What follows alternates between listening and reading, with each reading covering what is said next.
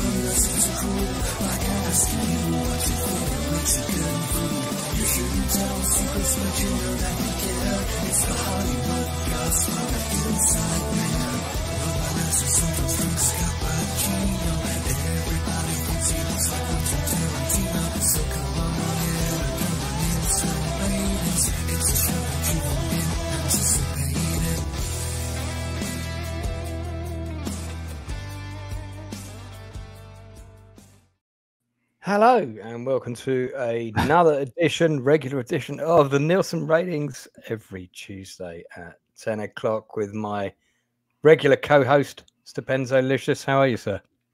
Good. Am I the only one here? What the hell? No, man. You're not the only one here. I'm always introduced last, so I was like, what? Okay. Well, normally it's the best till last, but as you're my regular co-host, this time you're here with me graduated. First. All right. Well, I'm doing good. I just got back from the dentist. I had my teeth scraped. It felt good. You know, they are like asking me, do I want a Novocaine or get numbed up? I was like, no, that's not necessary. And it wasn't. And then what's even worse is because they thought I was going to get a numbing agent, because I guess everyone does now. I was like, they only did half my mouth. And they're like, we'll do the other half later. It took 45 minutes. I was like, you guys could easily do the other half of my mouth. It's like, no, we got to reschedule you for the other half. And then my other appointment is until September 10th. I'm like, you sons of bitches. By which time the other half of the mouth is going to need redoing anyway. So I know it's going to be a perpetual cycle of you spending money at the dentist. Let's bring in the rest of our panel. Before I do that, I want to say a shout out to Michelle and Ben, who I know are watching for the first time. Wicked friends of mine who are great raving buddies who go clubbing with me and that. So yeah, thanks for tuning in, guys. Next, it is the hardcore drunkard himself, Luke Loser. Eyes down for a full house. I'm drinking tonight. How are you? Good. Just finished Cuckoo. I got to finish the Borderlands video, and Borderlands. Boy, we'll talk about that. The hospital video. We did. We'll talk about it. Don't worry, we'll talk about it. The numbers are fascinating. Oh my god! I want to comment how good Blue Collar's hair looks since he shaved it for that American History X stream several months ago. It's grown in nicely. It's yeah. So you just need to shave it again, and then we'll, you'll get. No, don't ever do that again. Next, from the Northern Wastelands. Yes, how are you doing, you lot? Good, we're doing good. Yeah, good to see you, mate. I think it's been a while. Just been preparing slides for my future stream on Friday, so I've just finished. So yeah, nice one. I think it's been a while since we've had a full panel on a Tuesday, because we have also got the Inside Man. Good evening, and I just want to quickly start off by saying this, Lance. Right, I said something to you on the. I think it was the Spartacus stream yesterday. Right. That you're a weirdo, right? Because you're either reading my thoughts or I'm reading your thoughts. Because you started this stream off with that trailer, right? Right. And I just finished watching that trailer. Right. Literally just before I come on. But I watched the 6.5-minute trailer. Yeah. Gives you the whole film. When you've seen that trailer, 6.5-minute trailer. Yeah, it's basically that. It's basically what that is. That's an action sales reel, but it's available. That's a featurette at that point, Yeah, it's those are always for the sales agents. So right. So you're either reading some kind of vibe off of me, or I'm reading something off of you. I don't know what's going on there. I don't Vibes. know. Yeah, ever since I had that penile transplant, I've Yeah, always been we able to got read each your other's. thoughts. We got each other's, didn't You had to get a smaller one because you were tired of lugging around that beast. Yeah, that was it. I'm thinking about doing the same thing. It's made my that voice junk. go deeper. Anyway, so my friend Michelle saying, how do we comment? Just type in the live chat, Michelle. Aaron Charman is here. Mate, it is a new intro, but we've had that intro for about 6 weeks now. So you've obviously missed a few episodes. Good to have you back. Good to have you back, buddy. Welcome. So we did because our Spartacus stream got postponed. In fact, we did it last night. We normally talk about 2 episodes of Spartacus, the Andy Whitfield Spartacus. I'm talking about 2010. We did 2 episodes every Sunday at 8 o'clock, but this Sunday a lot of people weren't free. So myself and the Inside Man did an impromptu stream on movies and TV shows connected to or sort of had themes of either the Cold War or kind of Russian invasion, that kind of thing. And one of the films we actually discussed was The Soldier, or as it was released in the UK, codenamed The Soldier. And I have also just acquired a copy of it, which isn't working properly at the moment. So I did get to watch the opening titles again, but I haven't been able to rewatch the film completely. But this film, it was quite a big deal when it came out, because as we talked about on Sunday, the big selling point of it was from the producers of The Exterminator, and The Exterminator had been banned in the UK as what was deemed at the time a video nasty. There were about 100 films who were put on a ban list. One of them was The Evil Dead, Last House on the Left by Wes Craven. There's quite a few others. I'm sure Inside Man will remember a load of others. Is Exterminator the one with the big buff chick running around, blonde hair? Exterminator is the one with Robert Ginty. Oh, it's literally The Exterminator. I thought you were talking about Exterminator, that terrible. No, not that. No, so so The Soldier was very much like the producers of The Exterminator, and The Exterminator was like a film that you'd only got to see if a friend of a friend had like a pirate copy, because all the video shops weren't supposed to rent it, although a lot of them were, but they could get fined quite heavily. £1,000, I think, a tape, wasn't it? Yeah, if they got caught renting anything on that. Did you say £30 or 30 thou? £1,000 per tape, and you would have the rest of your. So you'd get £1,000 for that tape. On top of that, you'd get the rest of your tapes confiscated. You'd be shut down for a period of time, and also be fined an additional £10,000. Yeah, so it was basically. Now this movie wasn't on that ban list, but The Exterminator was. So. This movie did quite well in England off the back of the facts that not due to Steve James's kung fu hijinks as demonstrated here, but because it was produced by the same people that had made this movie that you're not allowed to see. So it was a certificate X in the UK, which is the equivalent of an R rating today. Starred Ken Wall as a sort of secret special forces agent. And it was one of the first films that me and Martin Hodgson, who I met up for drinks with this weekend just gone, the two of us blagged our way into seeing when we were only 14 years of age. Because we were both, I was 5'11", he was 6 foot tall when we were both, sort of 13. So we were able to blag our way into seeing this movie. It's not a bad film. I mean, I haven't been able to watch it again before tonight. I was hoping to do that, but I have got a pretty clear recollection of it. It's a pretty good, rather brutal, slightly right-wing 80s action flick. Do you want to add anything, Inside Man? Yeah, I mean, it's got it's got a great title sequence, I'll give it that, and a really good soundtrack by Tangerine Dream. Yeah, the soundtrack's good. Yeah, the soundtrack's really good. And some good action scenes. Mate, there's some amazing stunts in there. That truck stunt is just incredible.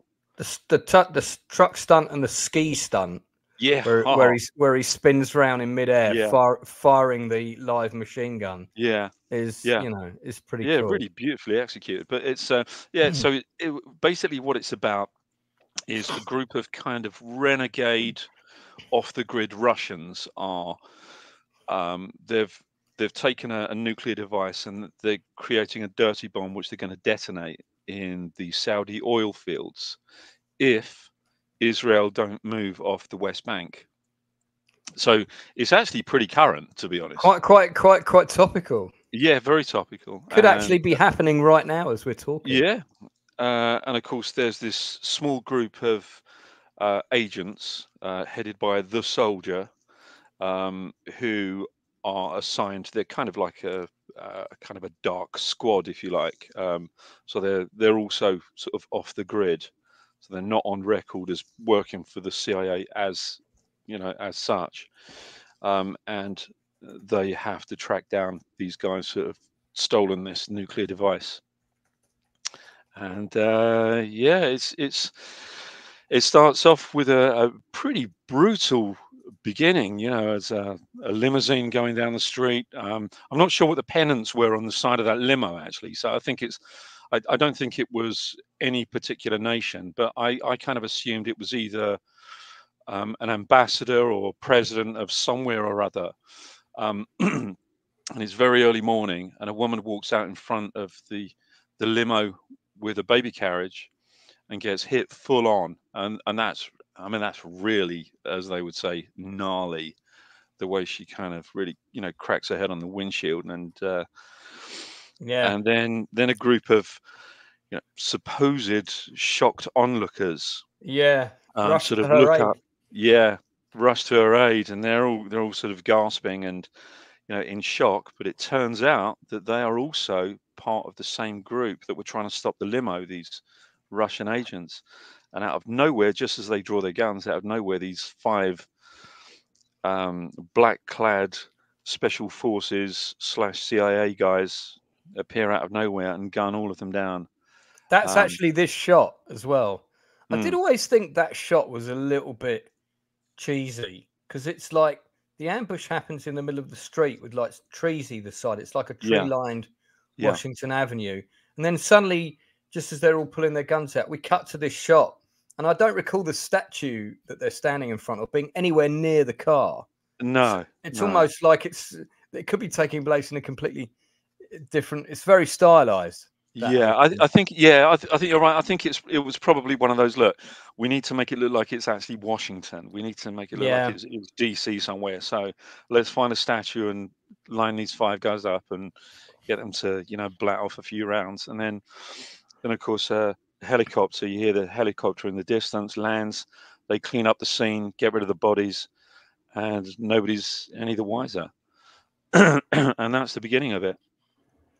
Well, a bit of interesting news. I've tracked down the director of this film, James Glickenhaus. Wow. Yeah. Wayne Byrne, good buddy Wayne Byrne, who's responsible for my guest, Tom DeCillo, who's coming on tomorrow. But director James Glickenhaus made one of my favorite films of the 80s, Blue Jean Cop, with Peter Weller and Sam Elliott. That is a really good film. Oh, God, yeah. I do like that film. Yeah. Straight to video in the UK, but it was one of the good. Nadia's in the house. Sup, nerds? Yo. Nadia's currently producing her Why House of Dragons season 2 is the best series she's ever seen video. Really looking forward to that dropping sometime in the near future. Lance, when you interview James Glickenhaus, can you please at one point call him James Glickenhizzy? That would make my day. I'm not sure it would make his, and it might. James Glickenhizzy, please say that at least once. I swear, that would be amazing. Did anybody know that Stupenzolicious fellow who you have no show? Don't have him again. This is why he doesn't have me on the celebrity interviews anymore.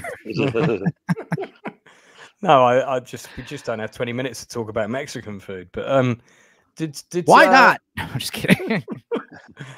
Did anybody else see this movie when it came out, apart from me and Inside Man? No. Anyone else seen it on video subsequently? Yeah, I will give it a go since it's got Klaus Kinski in it, and it's very hard to track down because it was never released on Blu-ray. It was only released on DVD in like Spain and a couple of other weird places. I guess on my ship, me heart is and Sailor 7 Seas for it. I believe you may find success via that route. Yes. Found it. Yeah.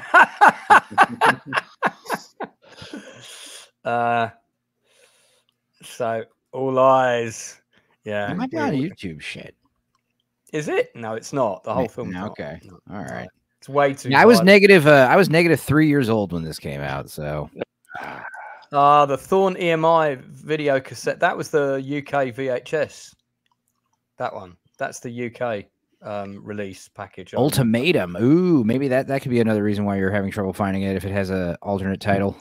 It's got more than one, but it was still. I like The Soldier. Also, like The Exterminator. I like these like blunt, brute force names. The Tickler. Yeah, there you go. The Negotiator. This is great. This poster. Let's make it look like a science fiction film. Yeah. Put him in some kind of space suit. He never wears. Or he's in like an Arctic suit. Yeah.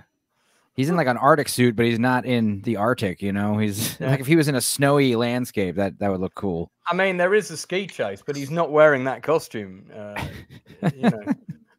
Total. But yeah, it's worth seeing. That's the UK poster. That's a UK cinema quad. You can see the name in the UK, codename The Soldier. You don't assign him, you unleash him. That was a great tagline. I laughed. I love that. Yeah. So no, it's a good movie, and if you like your violence very violent, then this is the one for you. It really is. And I mean, my copy, and I still have it, was released on Embassy Home Video. Yeah. There is a low quality VHS version on YouTube, and it has hard coded Spanish subtitles, but it's there. Okay. Yeah, I'm hoping my version of it will be all right tomorrow. We'll see. So that's Codename The Soldier. We both give that sort of 7 out of 10, I think. Oh yeah. I mean, it was quite significant for me because it was the first time I think I'd ever seen anybody have their brains blown out. That kind of brains blowing out effect. Brain splatter. Yeah. I think it was like the OG Dawn of the Dead for me. Yeah, maybe the one in the shopping mall had a couple of those, didn't it? Yes. Yeah, I mean, of course, yeah. Yeah, plus, I mean, that had like people's guts people getting disemboweled as well. I don't know if any other film had done that before. I don't. No, what other movie? What was the first movie you guys saw someone's brains get blown out of their head? Yeah, I mean, probably would have been Dawn of the Dead for me. The ending of the one I've got. It could have been Full Metal Jacket, maybe. I remember my cousin showing me and my brother Full Metal Jacket when we were like real little. In the first half, I was like, "What?" We didn't even finish the second half. Yeah, Scanners, which I saw around the same time as this. That was a double bill with Extra that we also blagged our way in. Yeah, that's to this day like one of the best head explosion scenes ever. Oh, it's amazing. Oh yeah, because it's like all dog food with bits of like meat and latex. I used to share that GIF everywhere, and like social media or Facebook at least started cracking down. Like, you can't share this one anymore. It's like, why not? It's fake.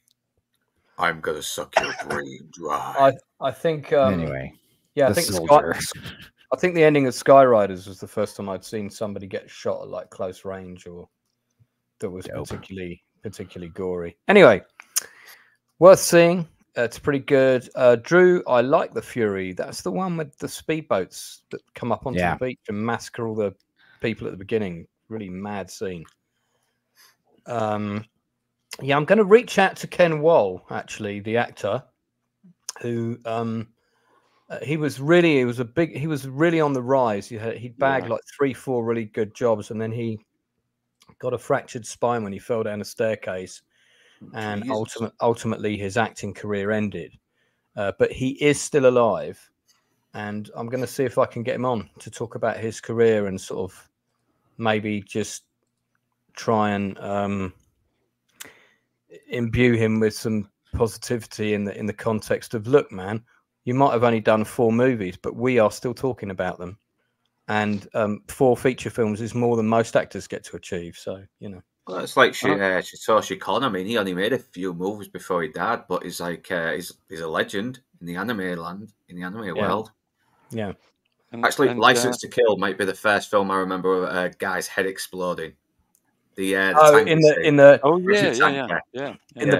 pressure chamber. Yeah. What shall we do with the money? Launder it. On the original UK release of that scene was cut. That scene was I think you still saw a little bit of a splat, but it's at a distance. But it was that whole movie was heavily edited for the UK release, and there was a big furore about it that the Americans were getting the full version of the Bond movie, and we were not. And that's usually the other way round, isn't it? Yeah. Well, with Bond, it can. Yeah.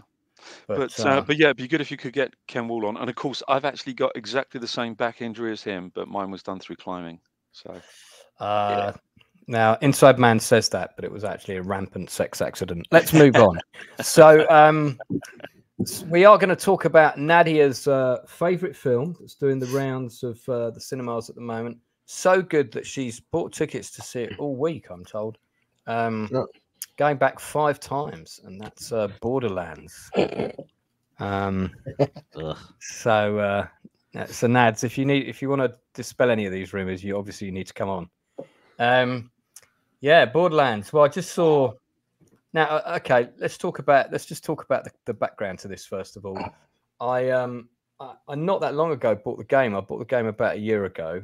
Okay. I found the game quite boring. I was hoping for sort of Fallout like Las Vegas, and it kind of wasn't really.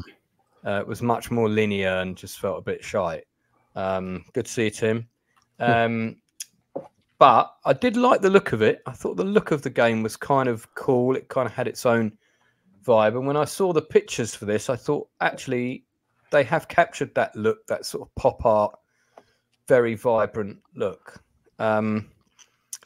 But, you know, that didn't mean that it needed to be adapted. It didn't mean it was going to make a good movie. And I thought, And then, of course, I noticed that Kevin Hart was in it. And I'm sorry, man. I just find him so... he doesn't work for me in most roles.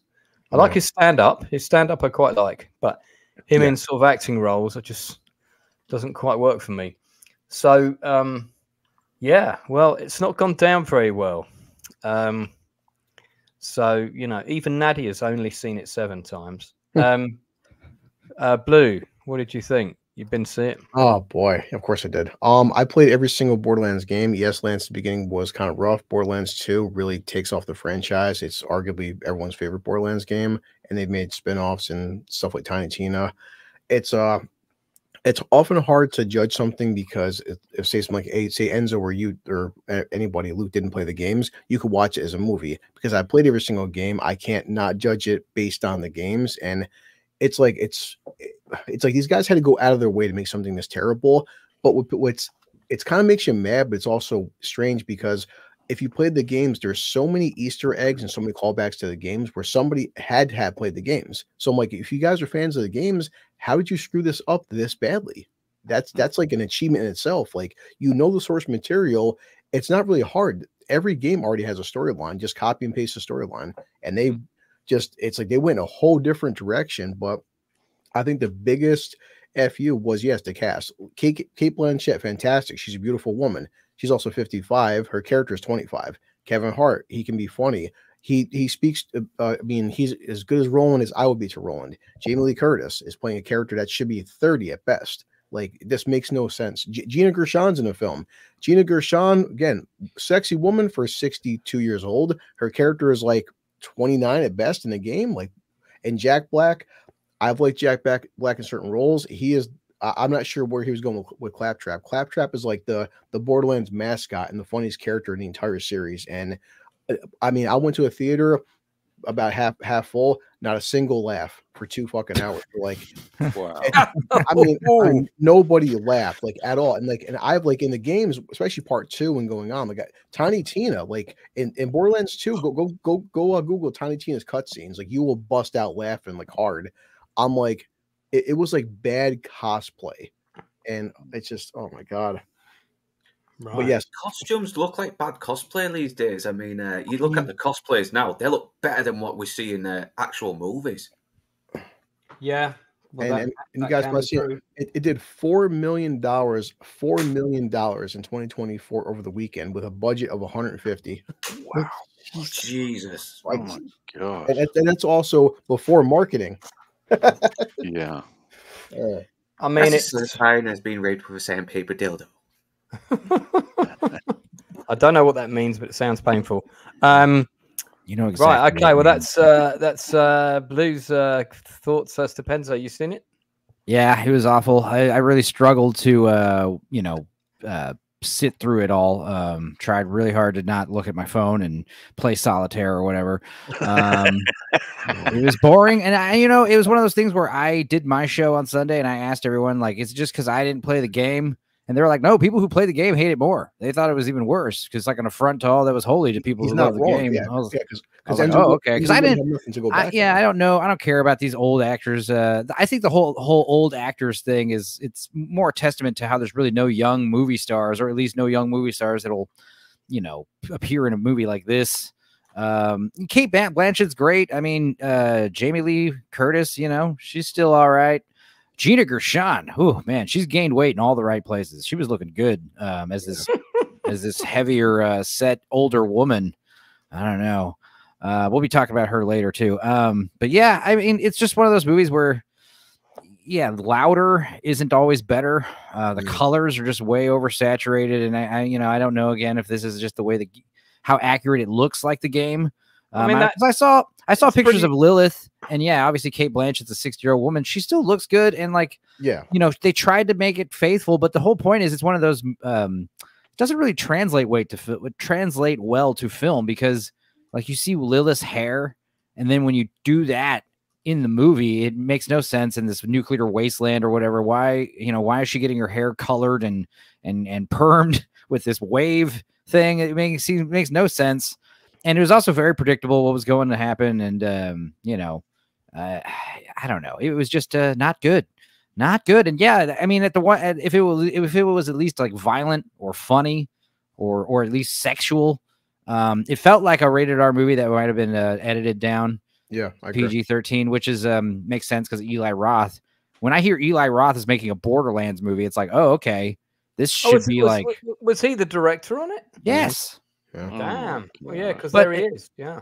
Yeah, and you picture like I was because I know the game isn't it TV? Isn't it M? Yeah, this is Mad Max. Like the guy Krieg there, the big psychopath. Yeah, these guys are cannibals. These guys like cursing and sex and gore in the game. Cool. Yeah. You have. So why don't you just okay? So that seems like some idiot producer was like, all right, we're gonna. And what platform is it coming on? Or it was in theaters, right? Yes. What production company made it? I don't even remember. Good question. We'll find out. Blue. It just seems like producers just again. And it's so funny because Deadpool Wolverine is rated hard R, and how many kids went to go see that? Probably tons. I think it's just one of those things where it reminds me of when Mortal Kombat the movie came out. Yeah. I remember being so excited the first time I saw that trailer. This looks amazing, and there was like rated PG-13, and I remember like standing up out of my chair like 10 years old to be like, what? Like, what is this? Was that the original Mortal Kombat movie from the 90s? Yeah, the New Line Cinema movie. Yeah, I remember like the one that had the song that went Mortal Kombat. Of course. Yeah, the one that was you saw it on every New Line Cinema movie, like Dumb and Dumber and The Mask and all these 90s movies were just advertising the hell out of it. Yeah, this was actually Lionsgate did this. Okay, I mean, again, Lionsgate is famous for doing like really, adult films. I mean, obviously they've tried to do other stuff, but yeah, some of the like American Psycho's Lionsgate, so many other like violent movies I could think of are Lionsgate. I mean, at one point it seemed like they were doing a lot of horror movies.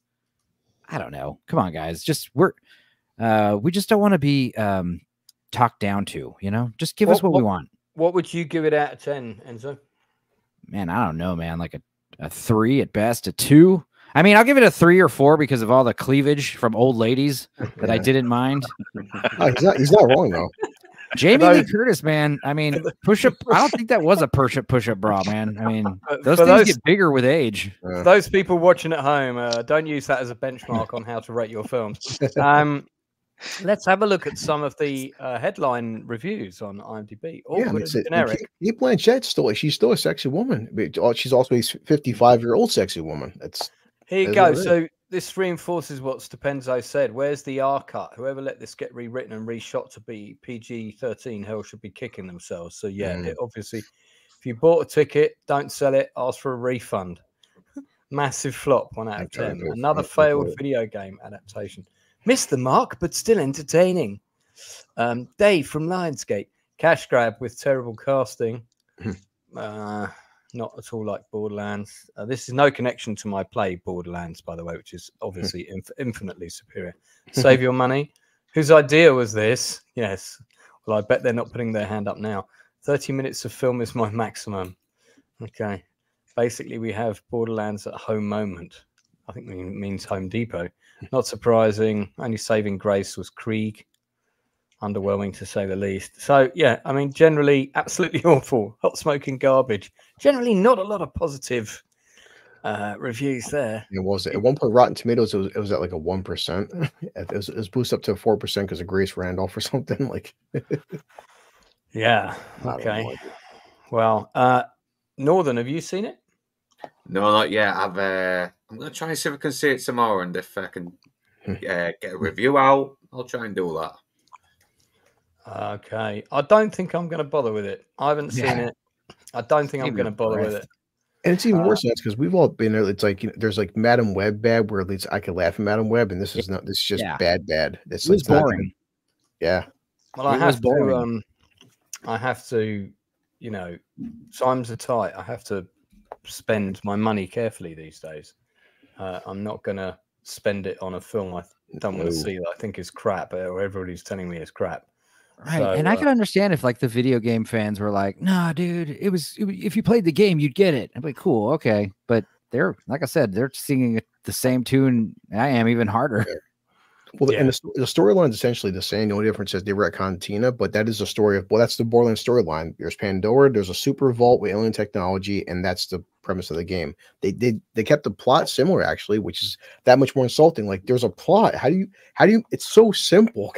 Yeah, but I mean, you saying that plot, it sounds stupid, you know, like if I hadn't played it, like it sounds like a good plot for a looter shooter. Well, that doesn't sound like a good plot for a movie. Yeah, because Borderlands, it's considered a looter shooter genre. It's all it is. Get to the vault, save the planet, alien technology. Stack up your coin or whatever, or get upgrades and all that.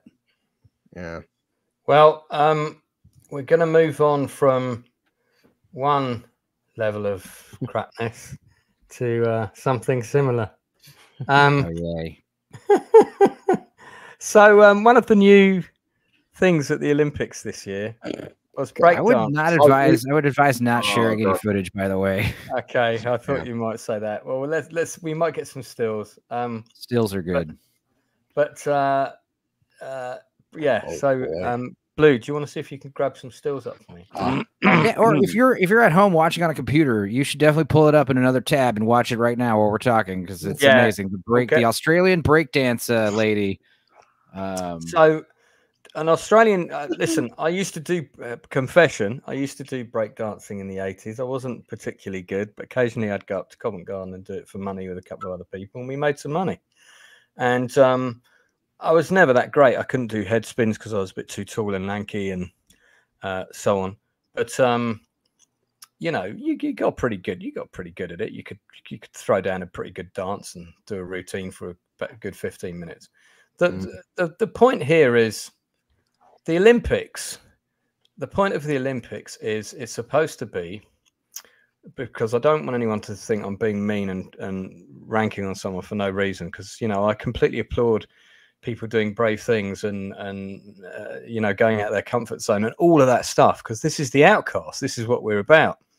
But the Olympics is, you know, you have gold medals for a reason. It's the gold standard. It's the world standard. It's the best at this particular sport. It's the best at this particular category. It's the best at this triathlon or whatever. You're going to be the best. And although the art of dance is subjective, yes, breakdancing and beat bopping and all the rest of it, and b-boys and b-girls, you know, it's been around for a while, and we all know what is good and what is not good. And the standard of stuff you see on the street, let alone at the Olympics, is incredible. I mean, you see anybody throwing down on the street, you get kids doing it in Leicester Square fairly regularly. They're amazing. They're absolutely amazing. So what in the name of holy bullshit was Australia thinking when this person, I think they're a school teacher, came in and did this Well, I mean, honestly, it was like, you know, when a naked man runs out onto a football game for a laugh. It was like somehow this person tricked their way into the games. Right, like they weren't an actual Olympian, like they're wearing a disguise. That's what I thought. Yeah. Yeah, I did actually think it was some kind of gag, and it was all going to I do think it's a troll. I honestly do. Well, I mean, it's not beyond the realms of possibility, but you know, but they've come out with this really quite rigid defense, and you know, oh, I'm doing my own thing, and da da da. But then I've also seen the video of you know, how they got chosen to be part of the Australian team. You've got to be effing fucking kidding me. You want to see that video? I know 12-year-olds that can break dance better than that. So can I just quickly clarify something? So, apologies. Can I just quickly clarify something? So you're telling me, bearing in mind that I really did not watch any of this Olympics at all. Yeah. Telling me that breakdancing was a category. Yeah. Yeah. That alone is so amazing. This is the key word that you mentioned was sport. Right. Yeah. It's not a sport. When are they gonna, wake up? I mean, look, in the 1948 Olympics, when we held the 1948 Olympics in London, believe it or not, you had categories for knitting and for poetry and for sculpture. I mean, these aren't sports, and they were taken out because they're not sports. I mean, fucking knitting, for Christ's sake. Yeah.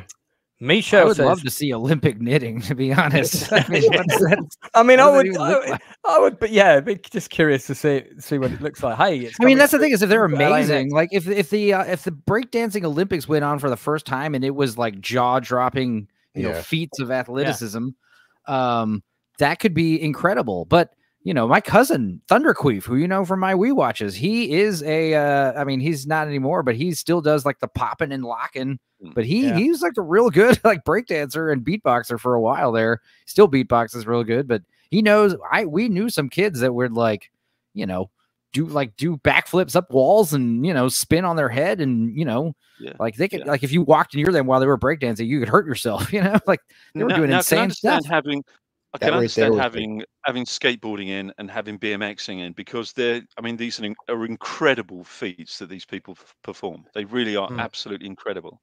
And it genuinely is a sport. You have to physically exert yourself to a certain degree. I mean, obviously you do with breakdancing, but I just think that somebody the Olympic Committee has sat there and said, well, what else can we do to make this more urban? Yeah, let me just read out this comment. Breakdancing shouldn't be an Olympic sport. Hold on. Let me read this out. Breakdancing shouldn't be an Olympic sport or any type of dancing. It's more of an art, not sports. Just my personal opinion. That's from Michelle. Yeah, okay. Before I let Luke jump in, I will say this. I personally don't have a problem with this being submitted as a kind of, okay, let's make it more as you say, urban, inclusive. Let's have something that some kids who can't train anywhere, who can't access training facilities, can actually enter, that they could train for and become really good at absolutely anywhere. I guess that's what's good about this particular category. That's the defense for it.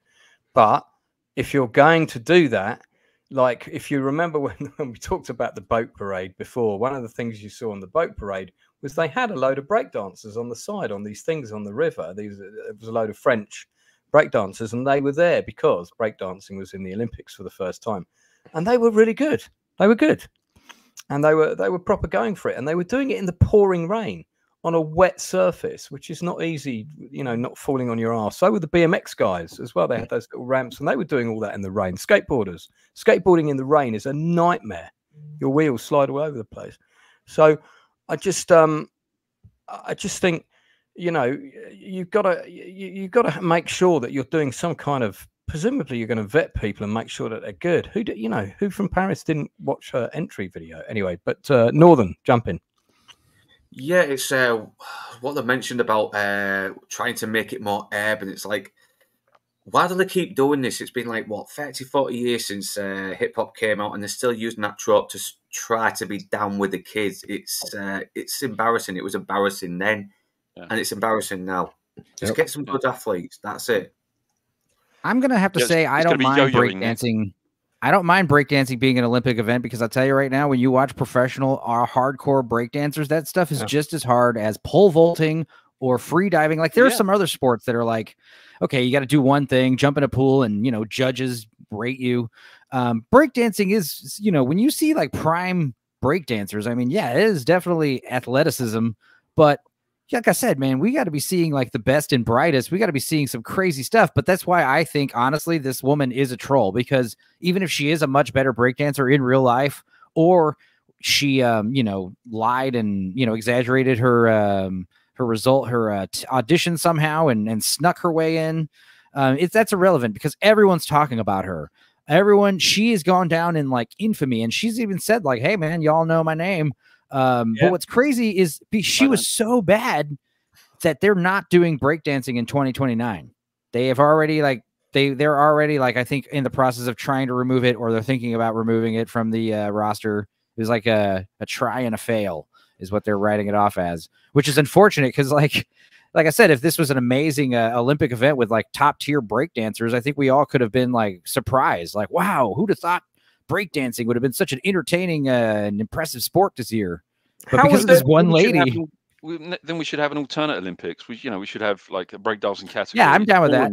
Ballroom dancing category, yo-yoing category, you know, pogo stick category, you know, whatever you want. It's, I don't know, dude. To me, Olympic pogo sticks. You're like selling these awesome ideas, like hula hooping. Yeah, dude. You know, yeah. I mean, it's just more excuses for you know, more people to get the chance to go to the Olympics. You know, professional yo-yoers and stuff. I know so many hippie chicks that would be trying to go to Olympic hula hooping. You know, but that's the real problem: is what is considered sport. Because I've had people got pissed off at me with the whole esports thing now. Because I've been saying for the past decade, guys, I've been playing video games. I know I'm older now, and to my son's generation, since Nintendo, playing Pac-Man isn't a fucking sport. I'm sorry. Well, you're old. I'm like, no, it's not a sport, guys. Basketball's a sport. I love my PlayStation 5. It's not a sport holding a plastic controller. But people say, oh, well, chess is a sport. No, it's not. Chess is a game. Which actually brings me onto a subject that actually hit the headlines last week and that was that one of our auspicious universities decided that they were going to do a 5-year research program on the benefits of playing games and watching sport on TV, and they concluded that playing a sports game and watching sport on TV actually burns as much calories as you would do if you were participating in that sport. What a bunch of horseshit! And it took them 5 years to complete that research to tell us something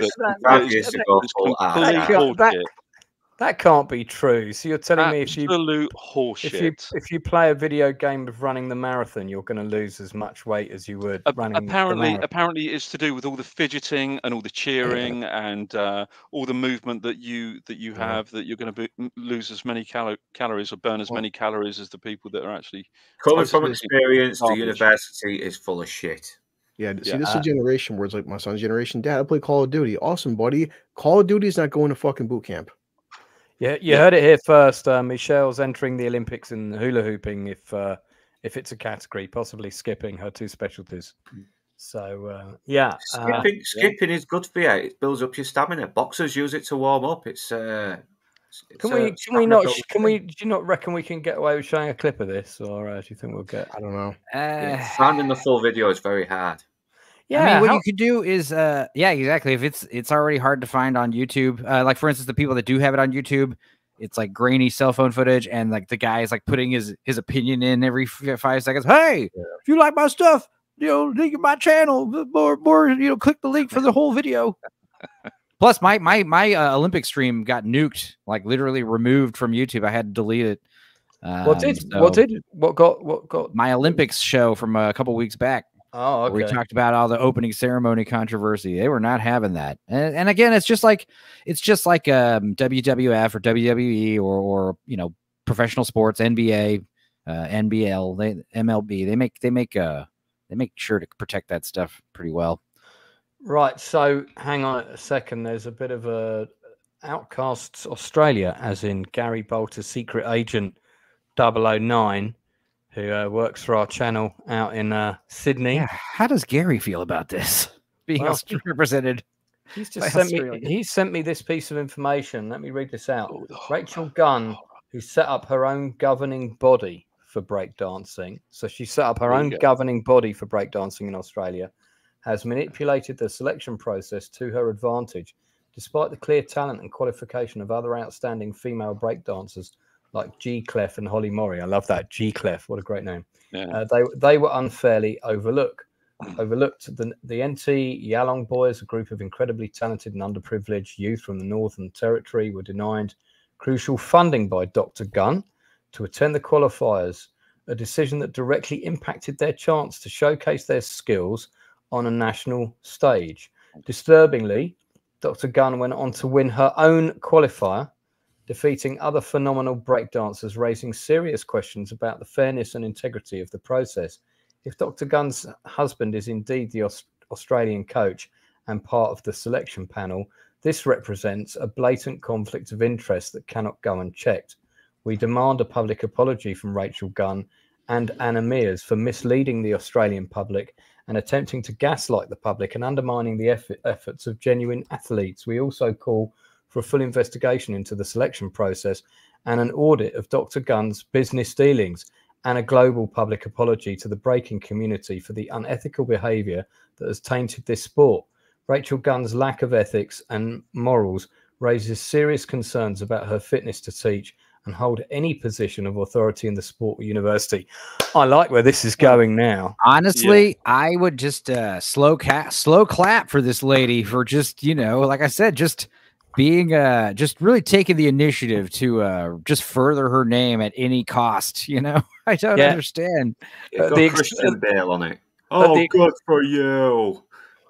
At the expense of the youth that she's supposed to be supporting. Right. And it's also funny because she also ruined it for future Olympians who would like to be interested in breakdancing. But like the chat's saying, it's like just, maybe, like they're saying, dance and theater and stuff to deserve their own award ceremony. Just have breakdancing. I'm sure there is already like an international breakdancing competition, and there's a dumb movie about it. I'm quite keen to find out what happens. Hang on a second. I've just got to press that ejector seat button. There we go. No, right. I like his wheezy laugh. Put it back in. That's the best part. Stop cracking up. We need to start watching the Step Up movies. Step Up Revolution is one of the most insane movies I've ever seen in my life. I mean, that's another good point. If you watch any Step Up movies, some of the dancing in some of those is sort of okay. But not. Yeah, it needs Randy Marsh doing his little line dancing thing just to show the kids how it's done. But I mean, all of those films, even the lamest number in the worst Step Up 7 or whatever, is better than anything this woman did.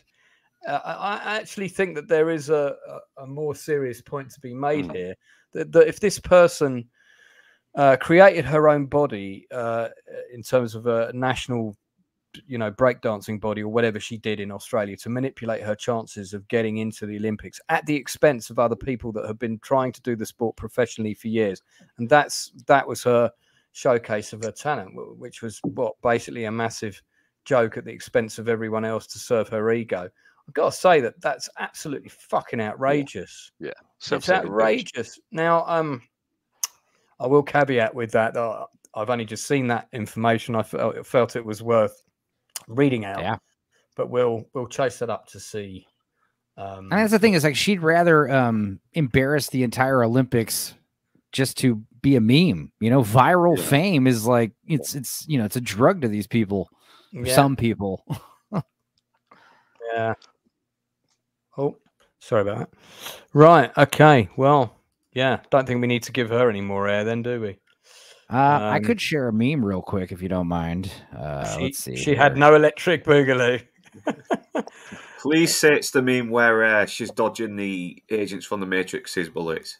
No. The crops are dying. The rain dance is not working. Let me try. And then she does this stuff. It's so good.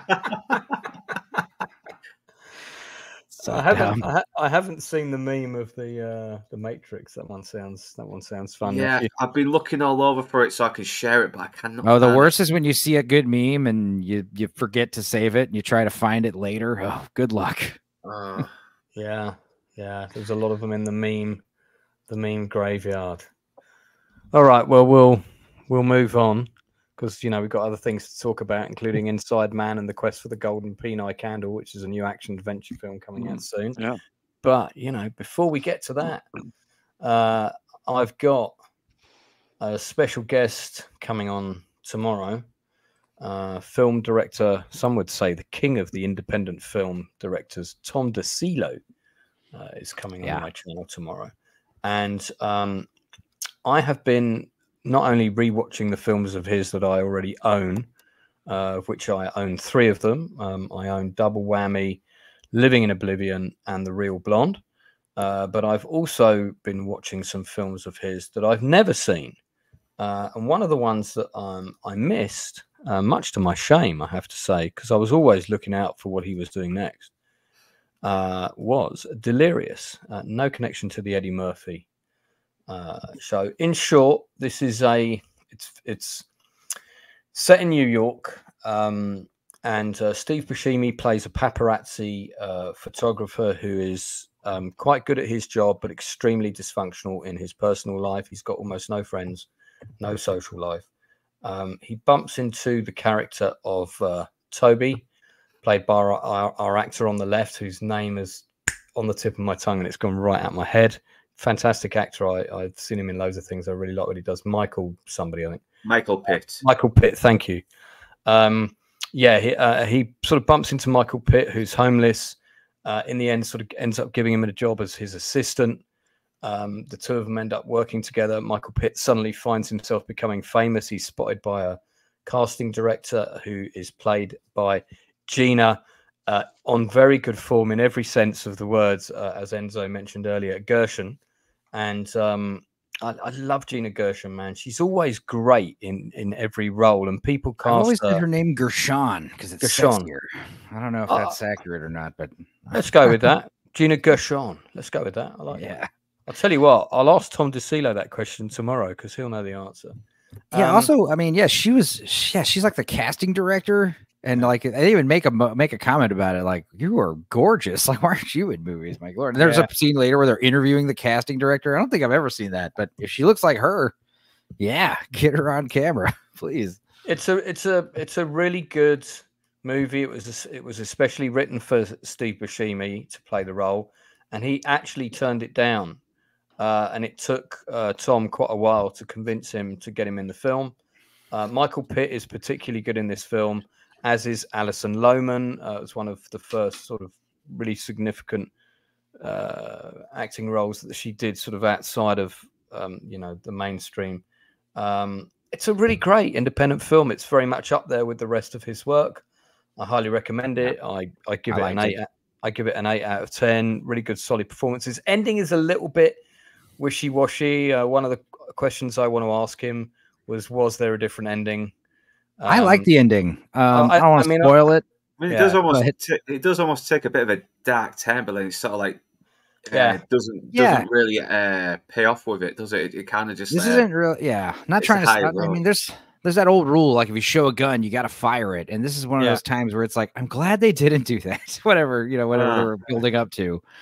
I mean, it's one of those things where it's like it takes just like a simple act of kindness or whatever to turn someone around. It reminded me of Steve Buscemi in Billy Madison, where he gets the phone call from Billy, like, "Hey man, sorry we used to pick on you," and he's like, "Okay," and then he's like crossing his name off the kill list. And he's like putting lipstick on for some reason. It's just weird. I remember that scene. Wayne Byrne, who did the autobiography of Tom DeCillo, it's available on Amazon now. It's a really good autobiography. He interviewed Gina for 2 books, for both Walter Hill and Tom DeCillo book. She's a lot of fun to speak with. Loves working with maverick maverick filmmakers. There's a chance for me yet. Then I'm gonna start a filmmaking career right now just to get a chance to talk to her. Look at that. There's a director's cut with a different ending. That's one of my questions actually for Tom. Yeah, I'm guessing it was darker and a bit more more violent. I mean, the ending. I don't know if works. maybe the happy ending is the director's cut. I don't know. I saw that one with a happy ending and I liked it. Yeah, I mean, I was kind of glad that no one died. You know, but my take on it was that he saw somebody connect and find real love, and that made him happy, and he didn't want to destroy that happiness. That was my take on.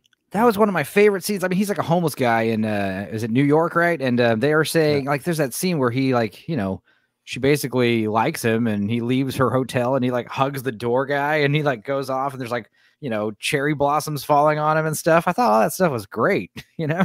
He does that scene where he skips into the puddle and you see her like face reflected into the puddle. Yeah, that's exactly that scene right there. It was great. I thought that stuff was fun.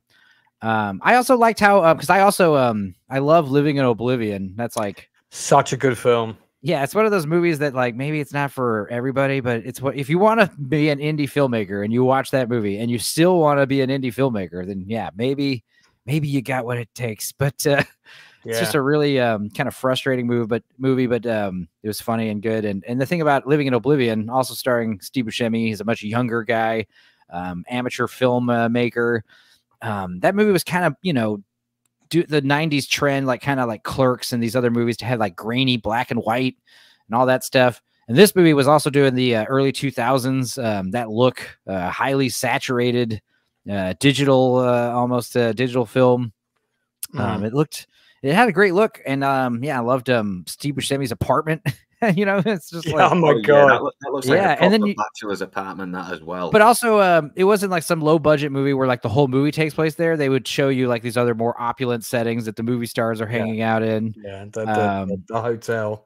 But yeah, I also found it very, you know, metaphoric for like me doing like YouTube, all this YouTube stuff. Or just like this general. I'm sure with film business, because like the first movie, Living in Oblivion, is all about the process of making a movie.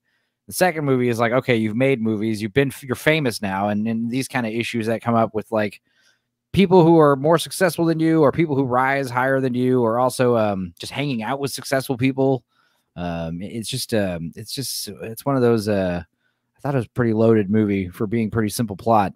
Had some good moral lessons here, you know. Yeah, don't use people for clout, and don't do this kind of crap, and expect favors from people, and you know, don't have transactional friendships. You know, it doesn't work that way. They aren't bad characters either. They're just flawed people who are just looking for that a little bit of recognition to leave their mark on this earth. Really, that's a good analogy of they're all flawed characters. I like that. Right. Like there's that, like you think Steve Buscemi's kind of a prick, but you understand, like, you know, his family life when they go meet his parents and eat dinner at his house, and you see, you know, he kind of has this, like, you know, burden. He's got something to prove, you know. He's kind of, he's not really doing great by the all accounts measures of his family. But you know, he's a go-getter as well, though. That's why I kind of like him. I mean, he's trying to get into clubs where he's not on the VIP list, and he's like trying to blag his way into it. So you kind of got to admire him a little bit there as well. For what would you give it out of 10, guys? I give it a 9 out of 10. Yeah, I give it 8.5 out of 10. I'd give it a solid 8.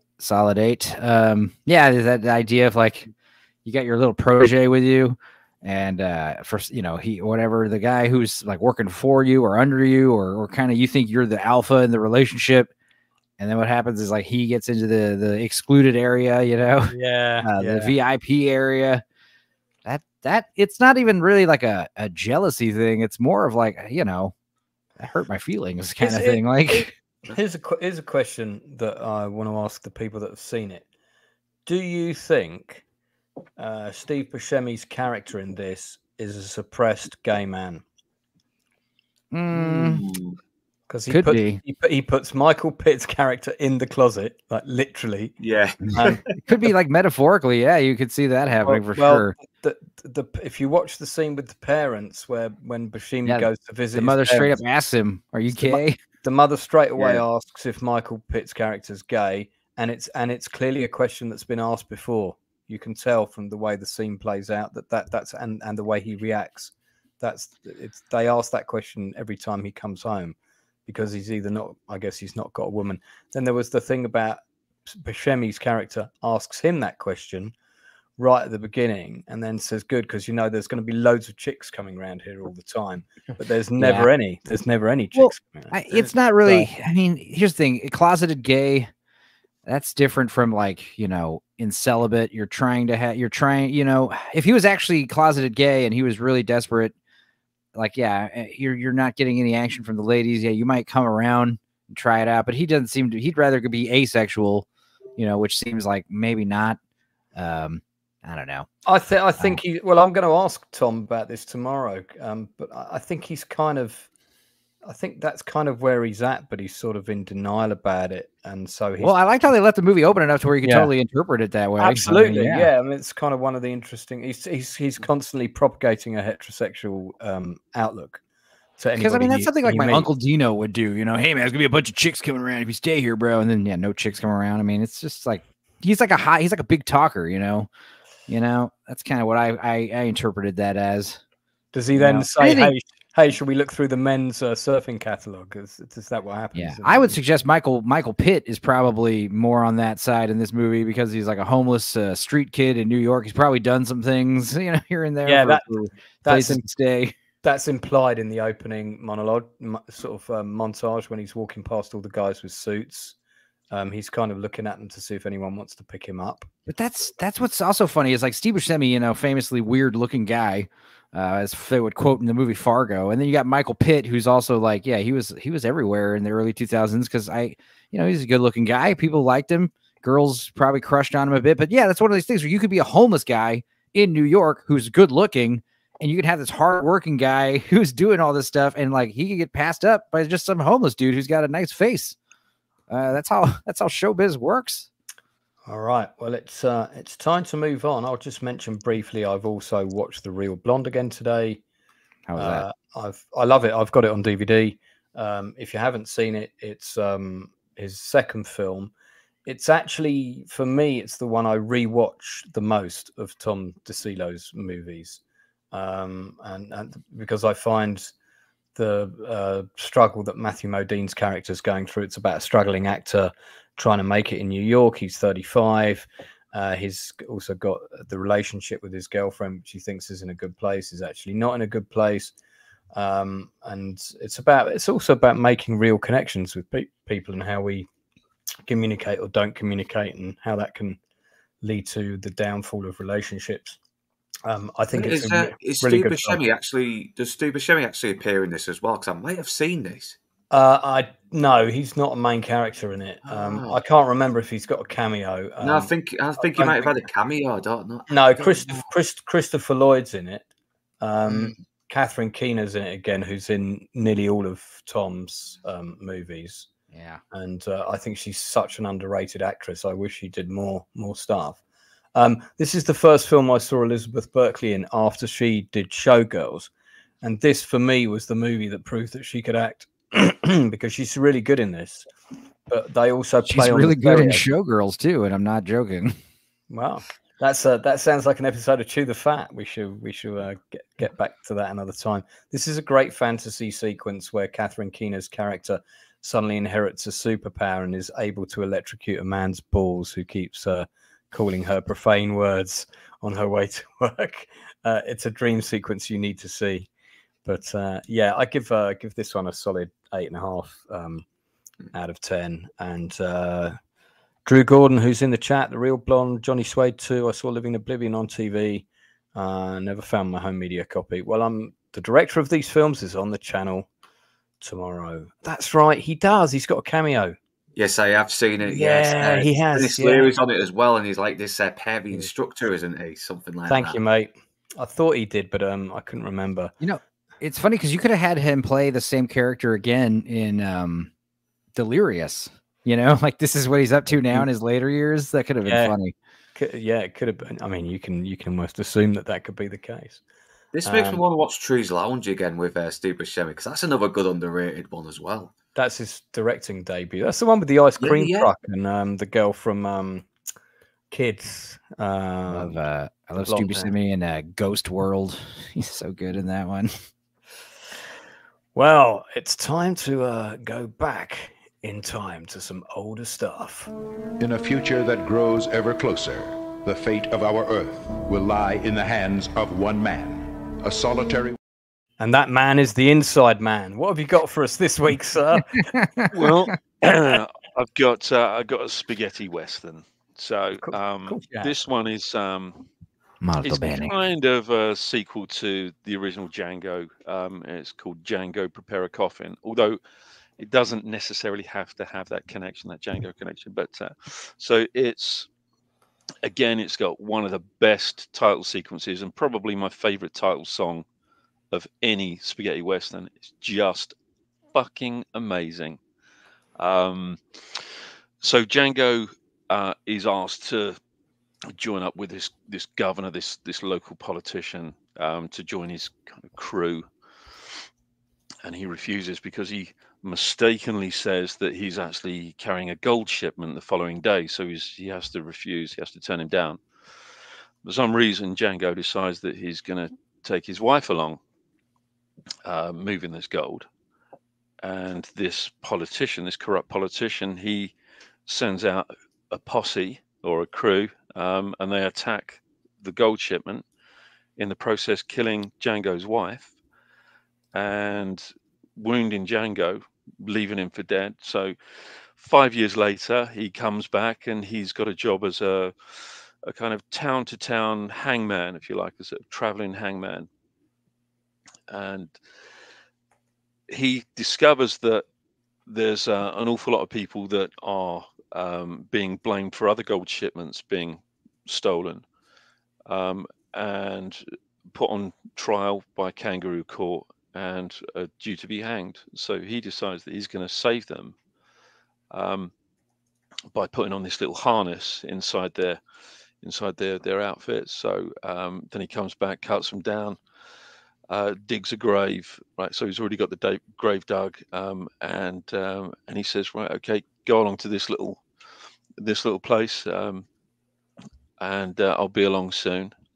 And there's a group of about 7 of them, and he decides that he's going to exact his revenge on this politician and his crew, and all of the people that have stolen the land and homes of these other people, and they acted as witnesses. They kind of testified against these men, either through fear or through payment, and they all exact their revenge on these individuals. I've got to say that sounds like a complicated plot for a Django movie. But it actually gets a little bit more complicated than that, believe it or not. But it ends up with an amazing Gatling gun sequence. As do they all. Yeah, it's brilliant. It's just brilliant, and one of my all-time favorite soundtracks. Just an amazing score, but probably the best title song in any movie ever. It's just fantastic. Yeah, brilliant film. Although it's Terence Hill instead of Franco Nero. Yeah, I mean, Terence Young sort of took over the role for a couple Terence Hill. Sorry, Terence Hill. Terence Young's the director. My bad. He took over the role for more than one film, I think. Yeah, Franco Nero did come back for, I think it was a sequel that happened in the 80s. I think it was an 80s Django. It was the final one, but that was the only one that Franco Nero actually came back for. Shall we? It's a really good film. Shall we have a look at this title sequence? Oh, the song is amazing. You better never cry. A man like you should never shed a tear. Smile. Each time you better smile. Oh, George Eastman's in it. Fantastic. Veteran of many an Italian movie. Yeah, I like this. I think I've seen this. I mean, I think it was on British TV when we were whippersnappers. Yeah. Yeah, they used to have a really good season of films. Like they have these sort of interchangeable sort of seasons of films on BBC Two. I don't know if you remember. Actually, Yeah. Niles, it was the 80s. And Yeah. one of them was a massive season of these spaghetti westerns. And I believe this was one of them. Yeah, because they showed the Sabata movies as part of that season as well. Yeah, yeah. So hang on a second. I just want to get a close-up of Enzo's beast. There we go. This is the tiny one. She wants food or something. Oh, okay. All right. Yeah, good film. What would you give it out of 10? Oh, that's an 8 for me. An 8. Okay. Has anyone else seen it? No, but I might watch it later. It's on YouTube for free, I'm guessing. Yes, it is. Yeah, yeah. A lot of them I've just watched. Well, I'll tell you later as well, because I've been watching a lot of spaghetti westerns as well at the moment. Oh, nice. Dan Candy's favourite is My Name Is Nobody. Yeah, good film. I mentioned that a couple of weeks back as well. Yeah, the bar scene is the best. Yeah, best bar scene ever. I think actually, Inside Man, you brought that one up before, didn't you? Yeah. Fantastic. So I believe you've got another one for us. Yeah, this one's Night of the Generals, a World War II I've watched serial killer. It's a really when you first watch it, it's kind of nuts because you're sort of thinking it's going to be one kind of movie, and then it's not. Yeah, and then yeah. what's even weirder is you're watching basically a police serial killer movie, but set within the German police during World War II at its height. It's kind of nuts. It's really nuts. And it's bizarre. You're right. It kind of flips from one movie to another, and so it starts off in Warsaw, and begins with the murder of a prostitute. And much like What Have You Done to Solange, she actually has the same treatment. So she has a knife repeatedly used on her petals, let's just say. And of course there's an anonymous call to the police, the German Feldpolizei, and they go to the house where she is, where they find the body. And it turns out that the owner of the house, or one of the residents in the house, didn't see the murder, but they actually saw the murderer through a crack in the toilet door walking down the stairs. And he can identify his trousers, and he says, well, this guy actually had a red stripe going down the side of his trousers, which denotes that he was a general. And there are 3 generals that are in operation in the area, and all 3 of them were missing for that night. So you've got Peter O'Toole being one of them. Spoiler alert, Peter O'Toole is actually the killer. And they suspect that it's one of these 3 generals because it can only be one of these 3 generals. Then it moves over to Paris. I'll tell you what's nuts about the still that I've got up right now. The actor on the right and the actor on the left, who's Donald Pleasance, both of them have played Blofeld. Played Blofeld. Yeah. Charles Gray. Yeah. Charles Gray in Diamonds Are Forever, and Donald Pleasance in You Only Live Twice. Goodbye, Mr. Bond. Goodbye, Mr. Bond. And it's good, but it kind of turns into a little bit more of a political intrigue because they're all involved with, apart from Peter O'Toole's character, they're all involved with Operation Valkyrie. Yeah. So the assassination of Hitler.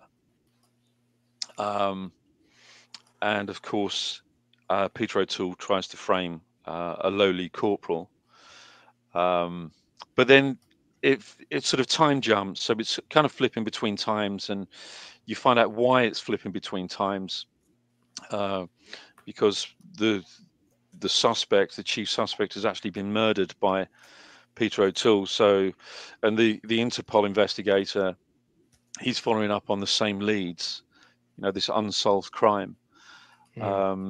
Yeah, it's good. It's a good film. Nice score by Maurice Jarre.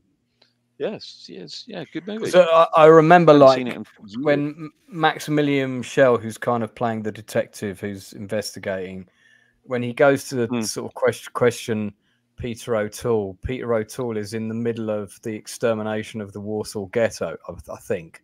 Yeah, and that's right. he's Yeah. It's so weird. It's like the scene plays out. It could be a scene in any movie where a detective is questioning a suspect at a location, except that this location happens to be while he's carrying out this extermination of the ghetto.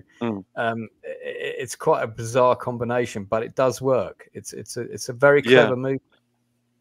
Yeah, good. And he's a very strange character. It's a very strange character. Peter O'Toole's character. He's this kind of OCD, very fastidious, germaphobe. It's a really, really odd character. So you get those little bits of his characteristics right at the very beginning.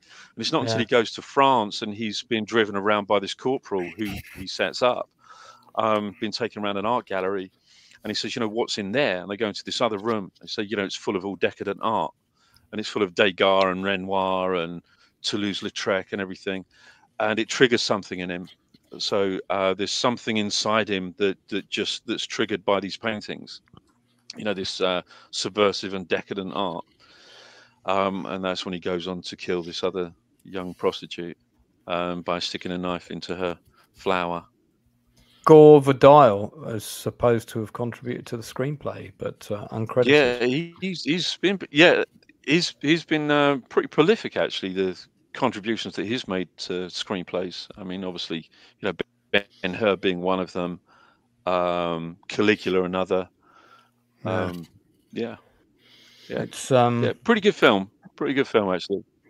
I was trying to find, although the film was a French, British, American international co-production, permission was granted for its first section to be shot behind the Iron Curtain on location in Warsaw, a rarity for a Western-made film at the time.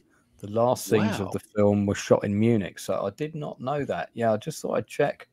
And that's interesting as well, because those Tiger tanks, there's one of them in the background of that shot. They could be the same mock-ups from Kelly's Heroes that was made but that might be made after this. This was 67, so it's probably shot in 66. I don't know, but could well be. I mean, that was Yugoslavia, wasn't it? Kelly's Heroes. Kelly's Heroes was Yugoslavia. They were Russian tanks that were modified into Tigers. You've got a load of the standard look. There's a load of American tanks in the background, doubling for German stuff in that shot. There's some interesting stuff there. Anyway, I'm getting all nerdy tank nerd now, but it's a good film. I'd give it an 8.5 out of 10. Very good. I'd recommend it for anyone who hasn't seen it. Absolutely. Yeah. I mean, it's a good kind of serial killer film, and with a few other little twists and what have you in there. Yeah, it's good kind of cop thriller. Yeah, definite 8. I also saw Kelly's Heroes recently, Drew. Great, apart from the hippie music and overusing the great tank theme. I liked it. I like it. It's got some my favorite line. My favorite line in Kelly's Heroes is, "But my hair's still in curlers." My favorite line in Kelly's Heroes is, "We're just sitting here, getting some rays and eating some cheese, Yeah. When the battle's like going on in the town. Yeah. Oh man, Donald Sutherland, he was the best. So that's Don Rickles in that. I think he's one of my favorite characters actually. Yeah, let's go to some picks from the rest of my panel. Stupenzo, my lovely co-host, what have you got to either recommend or maybe warn us about? No, I got 3 bangers this week. I watched some good stuff this weekend. All right, let's get through. First one, I guess. Should we start more hardcore or less hardcore? I'll do less hardcore. I watched a really cool sci-fi movie from Andrew Niccol, who I really like his movies. He did Lord of War and Gattaca and Simone. I like Simone. Directed it. Yeah, I love Simone. I love Gattaca. We were talking about Gattaca a bit on Sunday, but yeah, I watched a really good movie called, and it was a Netflix movie, which was, I don't know if they just distributed it or if it's a Netflix original. If so, it's probably one of my favorite Netflix movies, because Netflix movies are always mid at best. They'll be like, okay, pretty good. This one was excellent. I liked it a lot. It's called Anon. I'm glad you didn't say Rebel Moon Director's Cut. No. But yeah, Anon. It's got Clive Owen and Amanda Seyfried, who's a brunette in this one, and she gets naked, in case you were wondering. But yeah, it was a great futuristic neo-noir movie, kind of like Minority Report, but more about, no anonymity in the future. Everything is recorded, all of your thoughts. Everything is like you have like an interface in your head at all times. And like anytime you walk by someone, like their name and profession and, private information is done.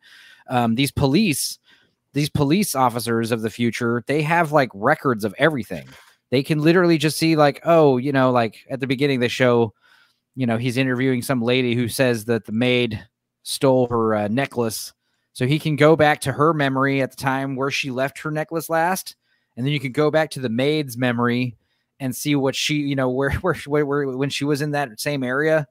It's wild. And it's like a whodunit too. It was a great, there's somebody that's getting, the idea is in this future, there's no crime because everything is recorded. There's no anonymity. And yeah, there's some killer going around. And I don't want to spoil like, how it works or who kills who. Cause it's one of those movies that's a total mind job, definitely turn on subtitles and definitely put your phone away and pay attention and maybe watch it a second time. I'm not going to say it was like excellent. I like Gattaca more. Did you watch it at 3/4 speed? No. That's it's a good movie when I started out at double speed and like after like the first 5 or 10 minutes, I'll be like, okay, I'm gonna have to slow this one down. This is gonna be a little information heavy. It was great as the little user interface.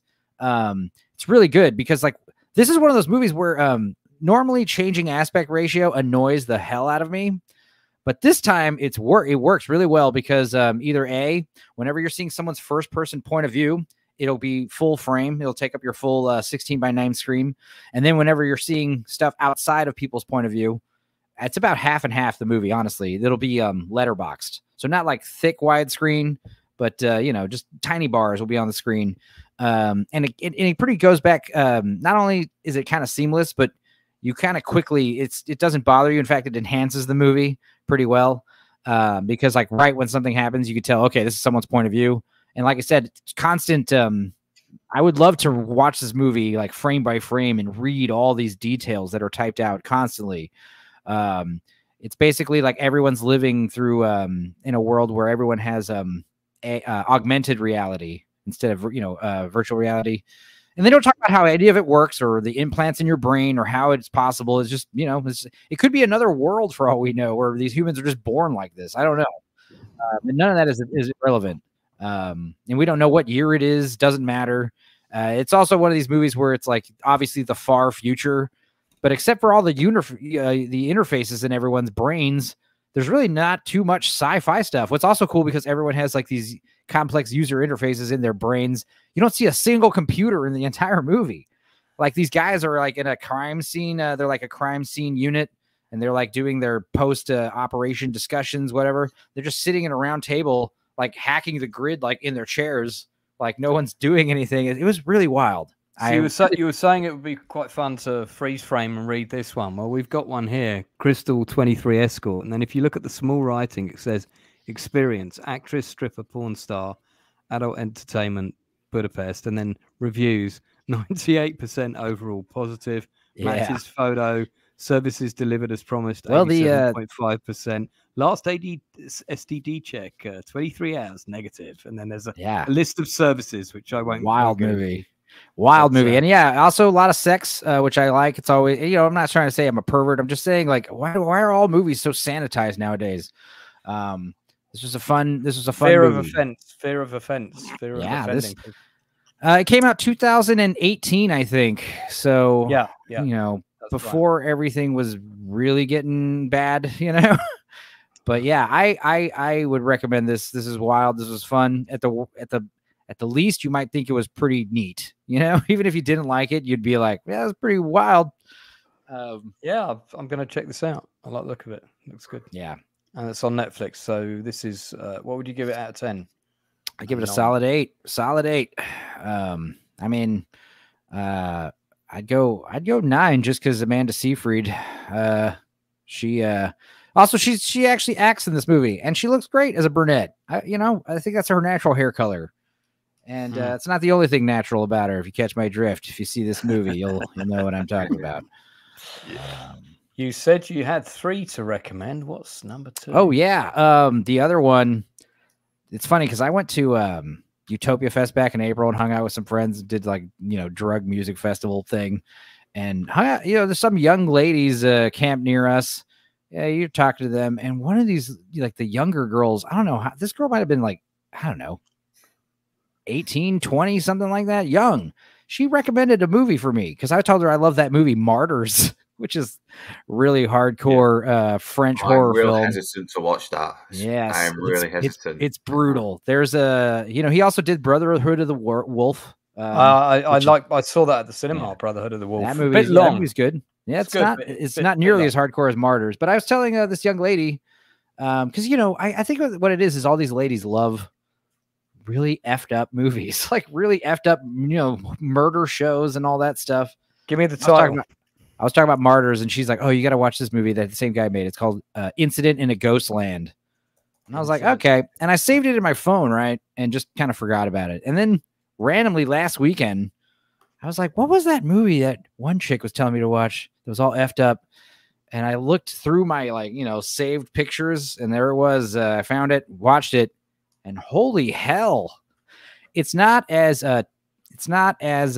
twisted or gory as Martyrs, but it is just as crazy and fucked up because I'm gonna try not to spoil it, but this is one of those movies that is like it literally freaked me out, which is hard to do. It was for you it must be hardcore. Not only did it creep me out and have me kind of going, but it also blew my mind because there is a wild twist in this movie that I knew there was a twist going in, and I was like, oh, okay, great, because you're looking at movies with great twists. This one gets mentioned a lot, right? And dude, it is wild, psychological horror.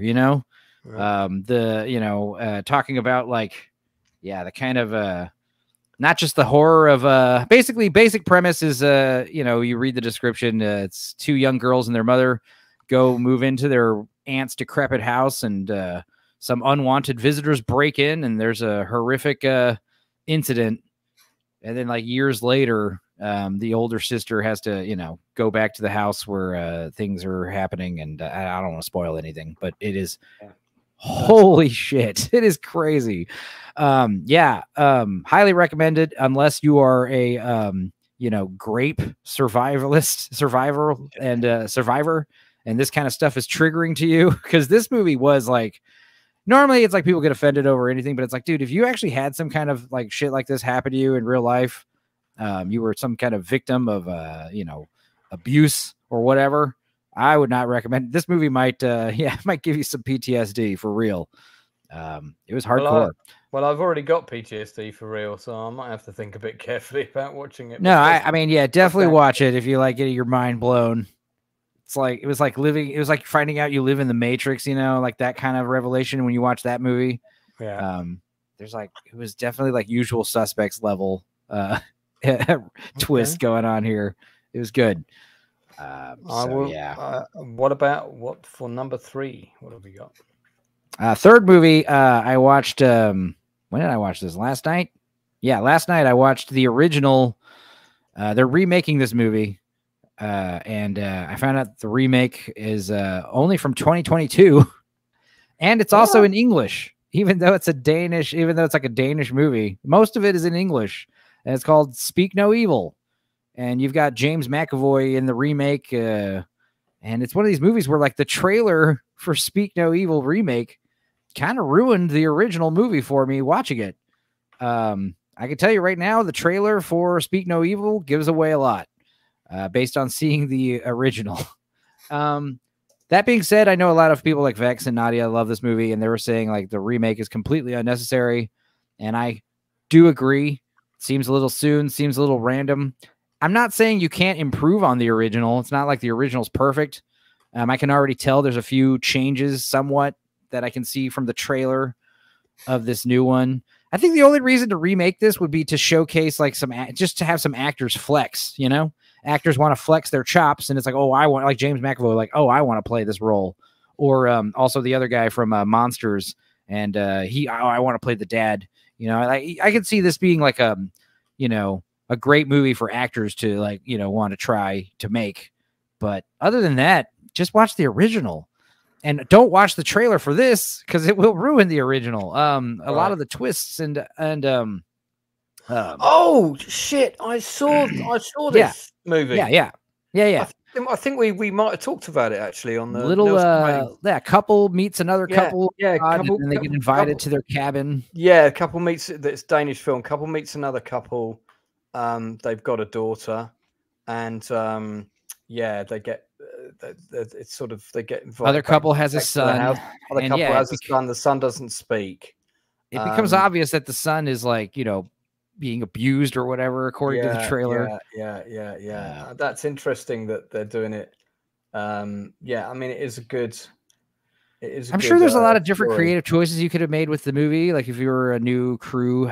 I mean, the same thing was said about the Girl with the Dragon Tattoo remake, but at least the original was in a foreign language, so at least you can see kind of some reason to remake it. But I do like the David Fincher remake better. I mean, obviously, it's taking the same movie and really improving on the cinematography and the editing and all that stuff. It is possible that this could be better than the original, but at the same time, it's just like the trailer kind of gives away way too much. The ending of this original film is one of the most disturbing. Pretty bleak. Pretty bleak. And I never wanted to watch this film again. I was so, as soon as I kind of knew what the twist was. I kind of was thinking, I think I know what's going on here. Once you kind of realize that the son didn't talk, and I thought, I think I know what's happening here, and this is going to be a cycle movie, if you know what I mean by that. 360 degree thing. And I was right. I was completely right. And it's one of the most disturbing films I've ever seen, and trust it to be coming out of Denmark, and we used to have a summer house exactly like this in some woods in Denmark. So the reasons for my joyous childhood. And no, we had a great time over there. Fortunately, nothing like this occurred. But if my dad made me thankful that I live in a country with guns, not only just to protect myself, but also like if someone were ever to like try to kill me, they'd probably just use a gun, which seems way better than the alternative that some of these people had to do in this movie. It's like, whoa. My dad would have hated this film, and he likes detective stuff. He would have loved the killing, but he would have hated this. There we go. Well, the whole point of the movie is don't trust anyone and don't make any new friends ever in other countries. Yeah, man. Like don't reconnect with your buddies on YouTube in the real world, because they might turn up to be like these people. So yeah, only hang out digitally with people over cyberspace. It's the only safe way. Blue, what have you got to recommend us this week? I actually liked a movie called Cuckoo. I had fun with it, and I liked it talking about it. It's weird. It's like no marketing or nothing, no buzz about it, but it was an interesting film. I have seen a trailer for it. Yeah. Dan Stevens. He's on a roll lately. So it's a 17-year-old girl is forced to move with her family to a resort. Where things are not what they seem. That's the entire plot. Did you see this at the cinema? Yeah.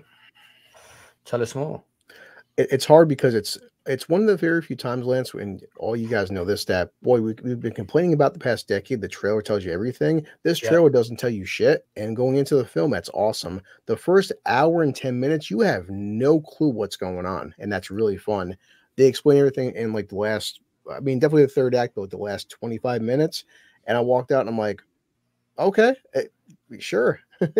Did you go and see this with your son? Yeah, because he loves horror films. And at first he's like, Dad, what just happened? I'm like, buddy, I'm an idiot. And even I understood what happened.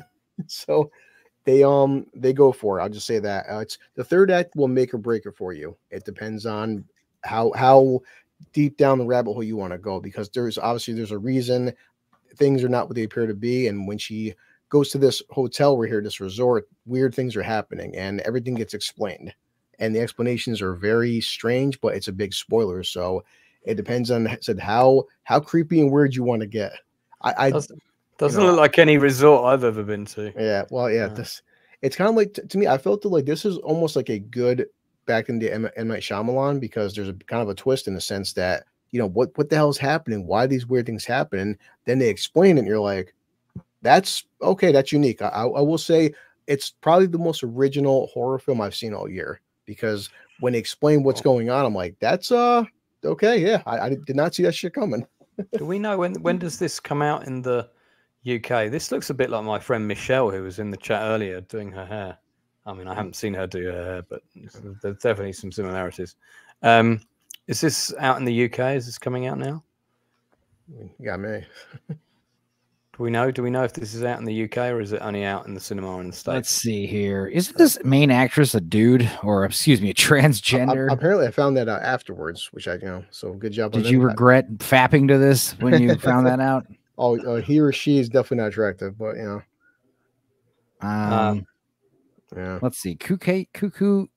Is it cuckoo or cuckoo? Whatever, it's cuckoo. Don't confuse it with cocoon. Yeah. It's based on the cuckoo bird. Okay, so Jessica Henwick from Game of Thrones is in it. She was an X-wing pilot on the Force Awakens. Oh, it comes out in UK on the 23rd. Okay. Of this month. Yeah. So in about 10 days. Yeah, I would definitely recommend you guys overseas check this out, because it's unique. I mean, I give them all the props for being original. So I did like that about it. It's not the same, because come on, guys, vampires, zombies, werewolves were all just the same old shit. This was something. I'm like, all right, cool. There's no demon ghosts or nothing. It's a good psychological horror until the end, and then it gets almost supernatural. So like, all right. So I have seen that about 40 people from a certain Facebook group are all apparently meeting up together to go and see this film on Friday. Some people have already seen it though. People got to go to early screenings. I've been seeing on Facebook there was a screener yesterday, and boy, the marketing team is freaking genius. Oh my god, like the face huggers all in like lobbies and stuff, and people in Times Square laying on the sidewalk with face huggers on them.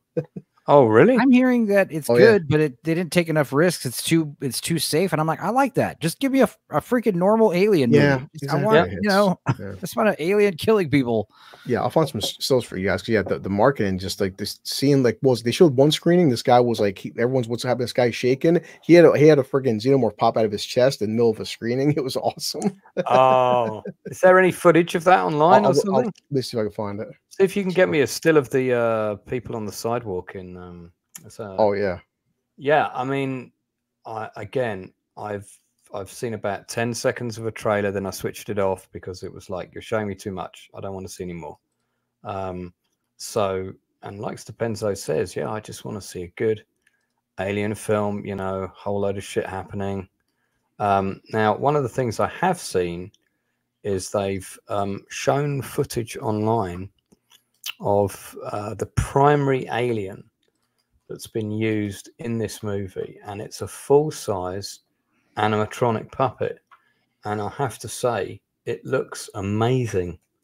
Let me just see if I can get you the footage. Hang on, Alien Romulus. Let's go animatronic, and it should come up. So there's various footage for it online. I've got it. Here we go. So when you see this and see how they're working it, as soon as I saw this, I thought, great, somebody understands what we want. In other words, we don't want to see a shitty CGI alien or even any CGI alien. We want to see an alien that looks real. Yeah. This looks like the gorilla alien. It's like the big long arms. I mean, this looks good, man. I like what they're doing with this, and these were done by Alec Gillis, weren't they? I confess I don't know. Is it? Yeah. Is he? Al- Is he Alec, one of? Alec, yeah. See, Alec Gillis. I'd worked with him previously, and Tom Woodruff. They did. They were both working on Aliens with Stan Winston. And then they went on to do the creature effects solely just them for Alien 3. Then they created a company called Associated Dynamics Incorporated. Right. They did Pumpkinhead and the AVP films. And I actually thought that the best Alien that they'd created up until that time, even though I hate the AVP movies, was the Alien Warrior from AVP, and that was also a full-size animatronic creature, and it was precise to Giger's design. It was absolutely fantastic. A real especially when he gets the lattice scar on his head, so that one of them stands out. You know. Yeah, really, really good. I think they're going to do something similar with this movie, where one of the bigger, scarier aliens has like a little scar on his head or something. I've always liked the alien design. I hope it's not 100% puppets, because I mean the CG's. I like a good mix, as long as the CG doesn't look fake and rubbery. I mean, I want because it's, you want the alien doing all this, like, fantastical stuff, like climbing on walls and running really fast and that big tail, that stuff. It does look, it can be utilized both ways. But yeah, as long as with a puppet like this, as long as the set's dark and you cover that thing in grease and, it'll look scary, it'll be ideal for like the close-ups and all that stuff. I love how the alien's always like dripping with like baby oil or something. I don't know what's going on with them. They're so gross. Can you go larger on this? Make sure. that full screen. Open this is your new tab. There you go. Oh man, that's pretty nuts. That would have been one of those ones where you can put the mouthpiece in you put a mouthpiece in your mouth and you breathe through it, and the sacs will inflate and deflate. I used to have one of them. Hell yeah. Yeah, I'm actually looking forward to it. I'm considering the last Alien movie that we got wasn't it the really pants one? Covenant. God, Covenant was. I think Covenant's possibly the worst of all time. Yeah, I mean that was, if ever there was a wasted opportunity, that was it. But I could never understand with Prometheus why Ridley Scott kept saying this is not an alien movie. This isn't an alien movie. It fucking is an alien movie. Well, it's set in the Alien universe. I guess what he was saying was it's not a film about an alien, but it still is a film about an alien. Yeah. It's just he was actually saying that it's not an Alien prequel. It's not the prequel to Alien. But it is. It was. Yeah. I mean, just come on, man. But also, I feel like Covenant was just him, like, oh, you want more of the same old? Well, here you go. I feel Covenant felt like it was made out of spite, Yeah, I mean, there was some lovely effects in Covenant. That really, shot of the xenomorph in the daytime on top of the ship running around. I remember seeing the trailer and be like, that looked great. Popcorn buckets too. The ones that the xenomorph head, one's got the green goo. Yeah. Oh yeah. More sniffable popcorn buckets. That's all we care about. Oh my god! Damn, man, I want one of those. You got to get me one of those, dude. I want one. Is there a popcorn bucket, and can I have sex with it? That's all we care about now with movies. Okay, Blue, you got to get me that popcorn. There's that one right there. I'm not worried about the alien head one. I want the jar one. I want metal teeth. The alien has like metallic teeth. Yeah. Those look like the funny teeth that you get in like packets of sweets. Yeah. Wow, they actually had this on display. Look at that right there. That's an actual display for a theater. Sorry, so I'm being negligent with my panel. I haven't asked Northern yet if he's got a pick to shout out. Northern, man, my apologies. That wasn't intentional. We've just been rabbiting. I was listening to the other stuff, but on me. Yes, I think I should. What have you got? I think I should give a shout out to a very underrated Sergio Leone Western called Duck You Sucker or Fistful of Dynamite. Amazing. Right, so I saw Fistful of Dynamite at the cinema, and it was part of a double bill with another movie called Dynamite Dixie. And Dynamite Dixie, we went to see off the back of the Oh my God, the Dukes brothers, you know, Dukes of Hazzard, right? And I think it got sold on the popularity of that, so we were like, oh, yeah, let's go and see that. And it was a double bill, and it was with this film, and so I got to see this on the big screen. Obviously, it was a re-release. It was great, yeah. So, tell us more, Northern. Yeah, well, it's about a bandit who runs across an ex-IRA fucking dynamite maniac, and he sees him as a good way to break into a bank called in the city of Mesa Verde. Only he accidentally becomes a revolutionary hero and gets drawn into the Mexican Revolution.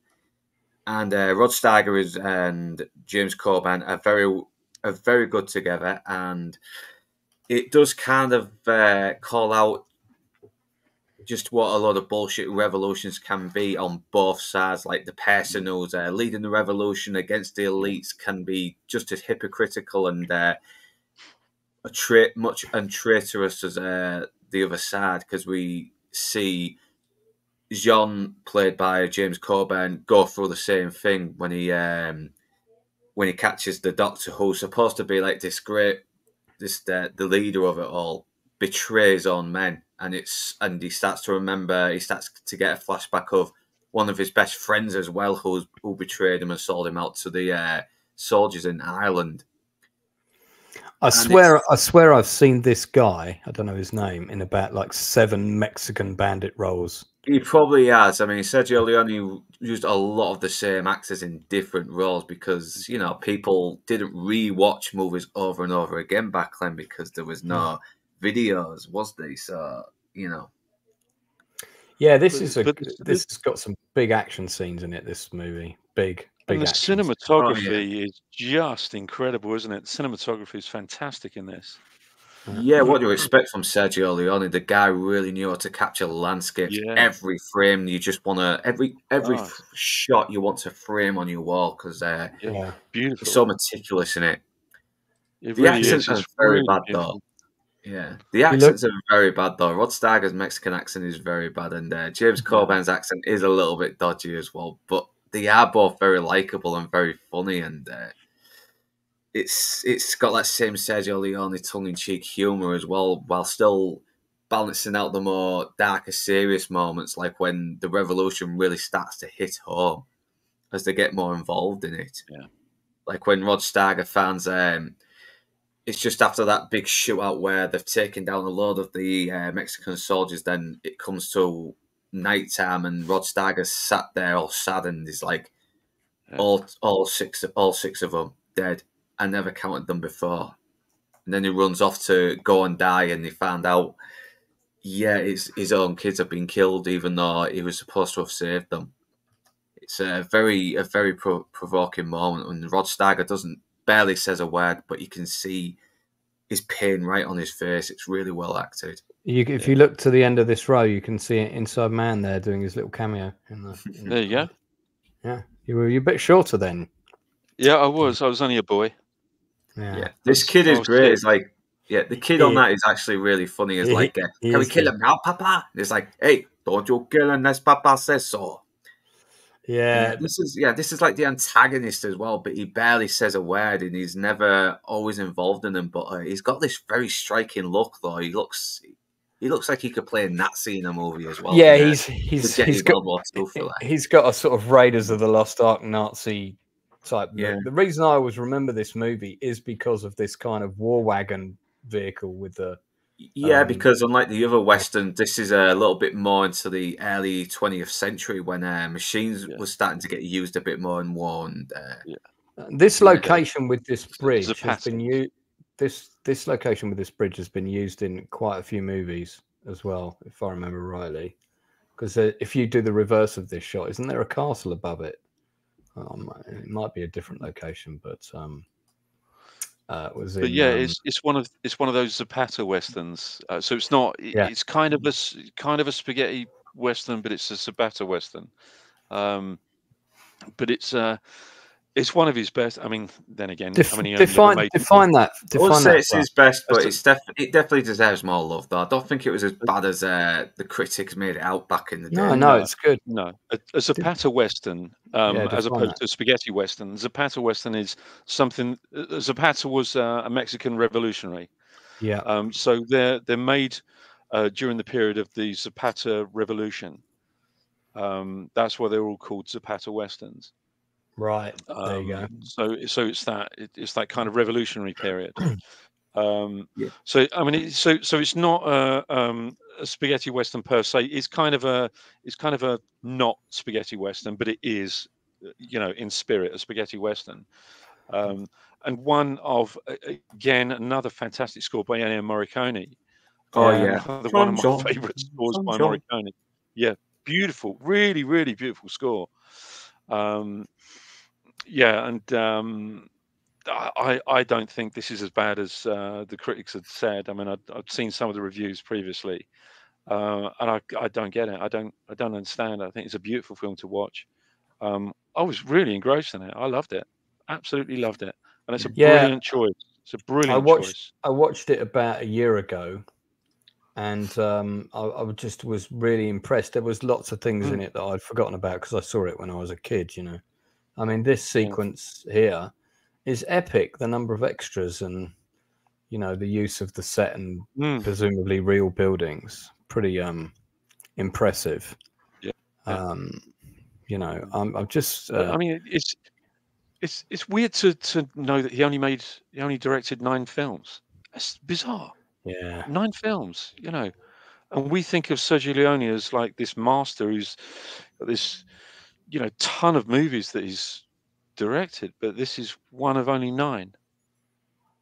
So, just of note, this was filmed predominantly in Andalusia, southern Spain. Some of the locations used previously featured in Leone's Dollar Trilogy movies. For example, the Almeria railway station, which I'm assuming is where we've gotten shot now, used for the train sequence and for a few dollars more.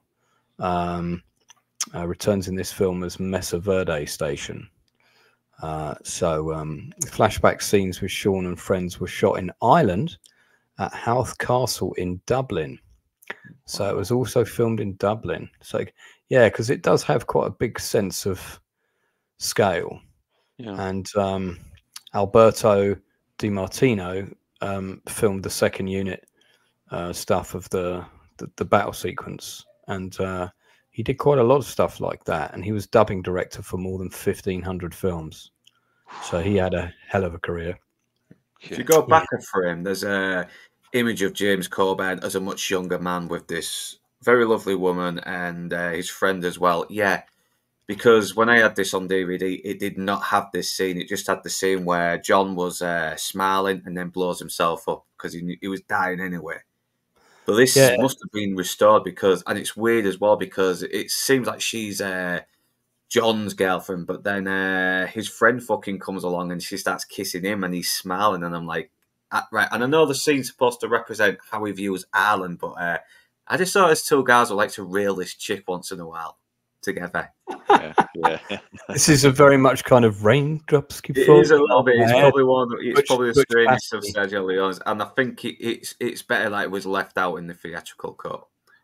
What I love about Leone is he has a great grasp of a sense of scale, not just with making the most of his locations, always going for big wide shots with the buildings and putting the camera low. Close-ups on the faces as well. Yeah, I was just about to say that he does the same thing with the close-ups with the face. He kind of makes them very poignant. You really get to see the beads of sweat. Yeah, I love the fast pace, the fast editing on the snobs as well when they're just calling him like this idiot, this fucking animal, this beast, a numbskull and everything. And then you get close-ups of the mouths chewing the food, and it's gross and horrible to see these so-called sophisticated people just looking more revolting than they actually think they are. You know what? Looking like pigs. I always remember this shot from the movie. Always remember this. Always thought this was funny. Yeah. Hey God, are you sure this is Mese Verde? I think this really is one that sticks with you, you know, and it's definitely for anyone who hasn't seen it. If you haven't seen it, you've got to watch it. It's an absolute masterpiece. It really is. It's such a beautiful film. Yeah, and it's not just like an idealized version of Revolution as well. There is prices to pay. Like the people who are supposed to be the martyrs are just a backstabbing as well. They'll sell you down the drain if it looks like they're about to suffer really suffer. Yeah, yeah. I mean, him and Sergio Corbucci were, you know, real anti-fascist for obvious reasons. Yeah, because he grew up around World War II with Mussolini, didn't he? And he always regretted that he was never able to get into the army to fight it. So the film, when it was originally released, was 121 minutes. Many scenes were cut because they were deemed too violent, profane, or politically sensitive. So not just the gory stuff. Then in 1989, Image Entertainment released the film on Laserdisc, including some material cut from the original US version, which lasted 138 minutes. This version was released as Once Upon a Time in Mexico. Subsequent releases have largely used the title Fistful of Dynamite. The film's first English language DVD was 154 minutes and is almost complete. But uses a truncated version of the film's final 4-minute flashback. So that's what you were talking about, Northern. So I don't know if I've seen the 154-minute version. It's on YouTube now. Right. And is that that's the 154-minute? That's the 2 hours and 37 minutes. I think it was the one I saw last night. I quite fancy, actually. I mean, money's tight, but I'm just curious to see how much the Blu-ray of this costs, because it would be something that would be, you know, quite worth having, I think.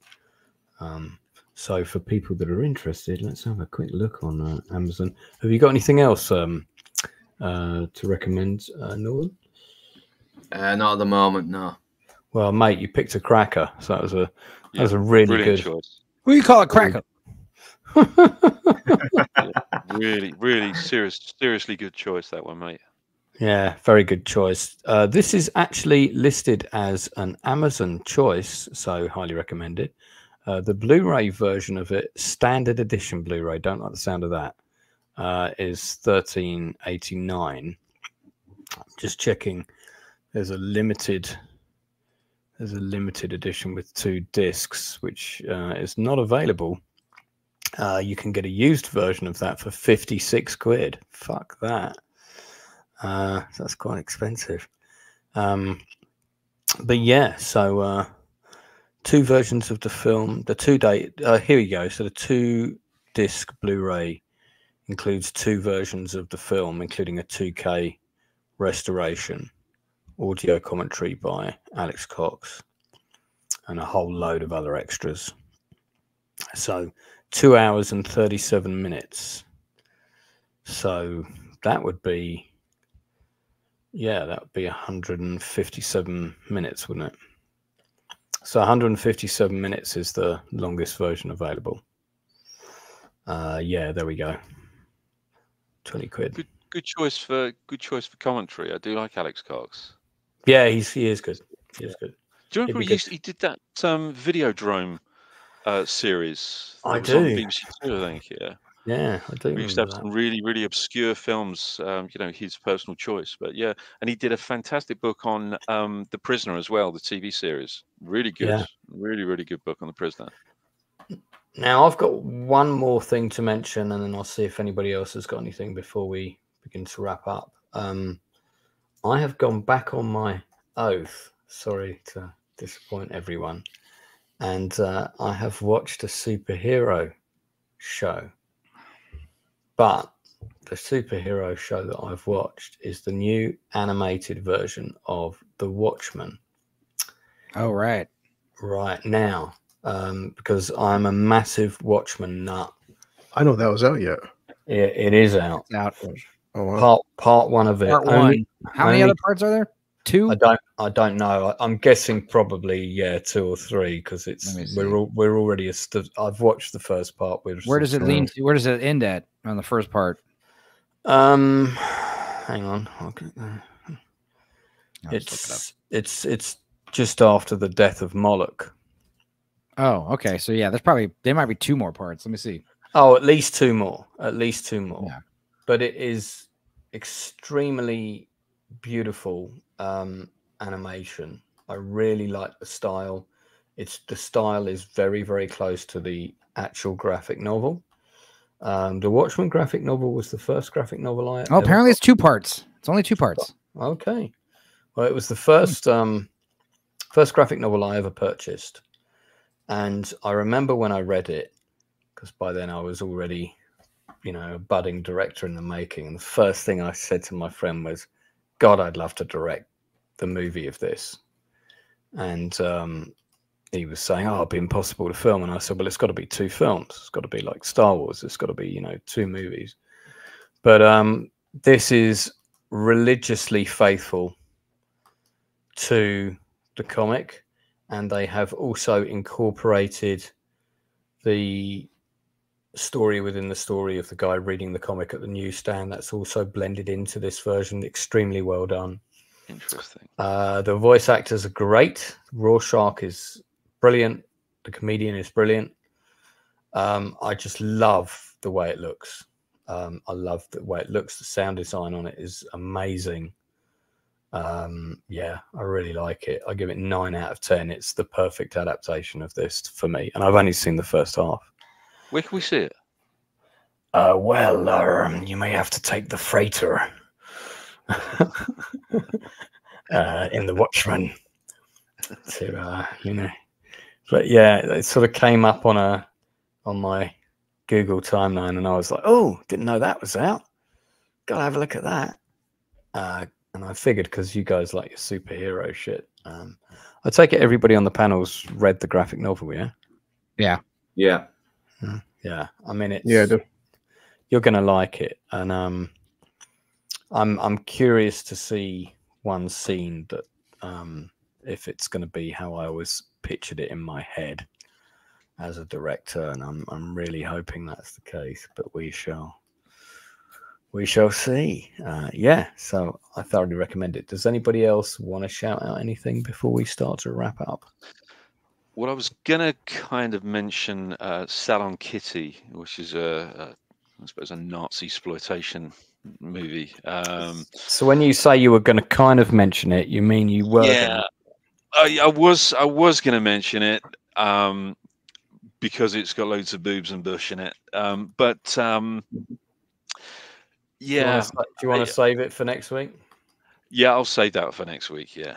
Okay. I feel we've reached our boob bush maximum. Yeah. We're all bushed out. Anyone else? Anything quickly? Anyone? Bueller? Anyone? No. Anyone? All out this week. Northern's keen to watch the Betty Swallocks and get to bed. Yes, well, it's incredibly no hard. idea. It's mate. I'm right there with you. Trust me.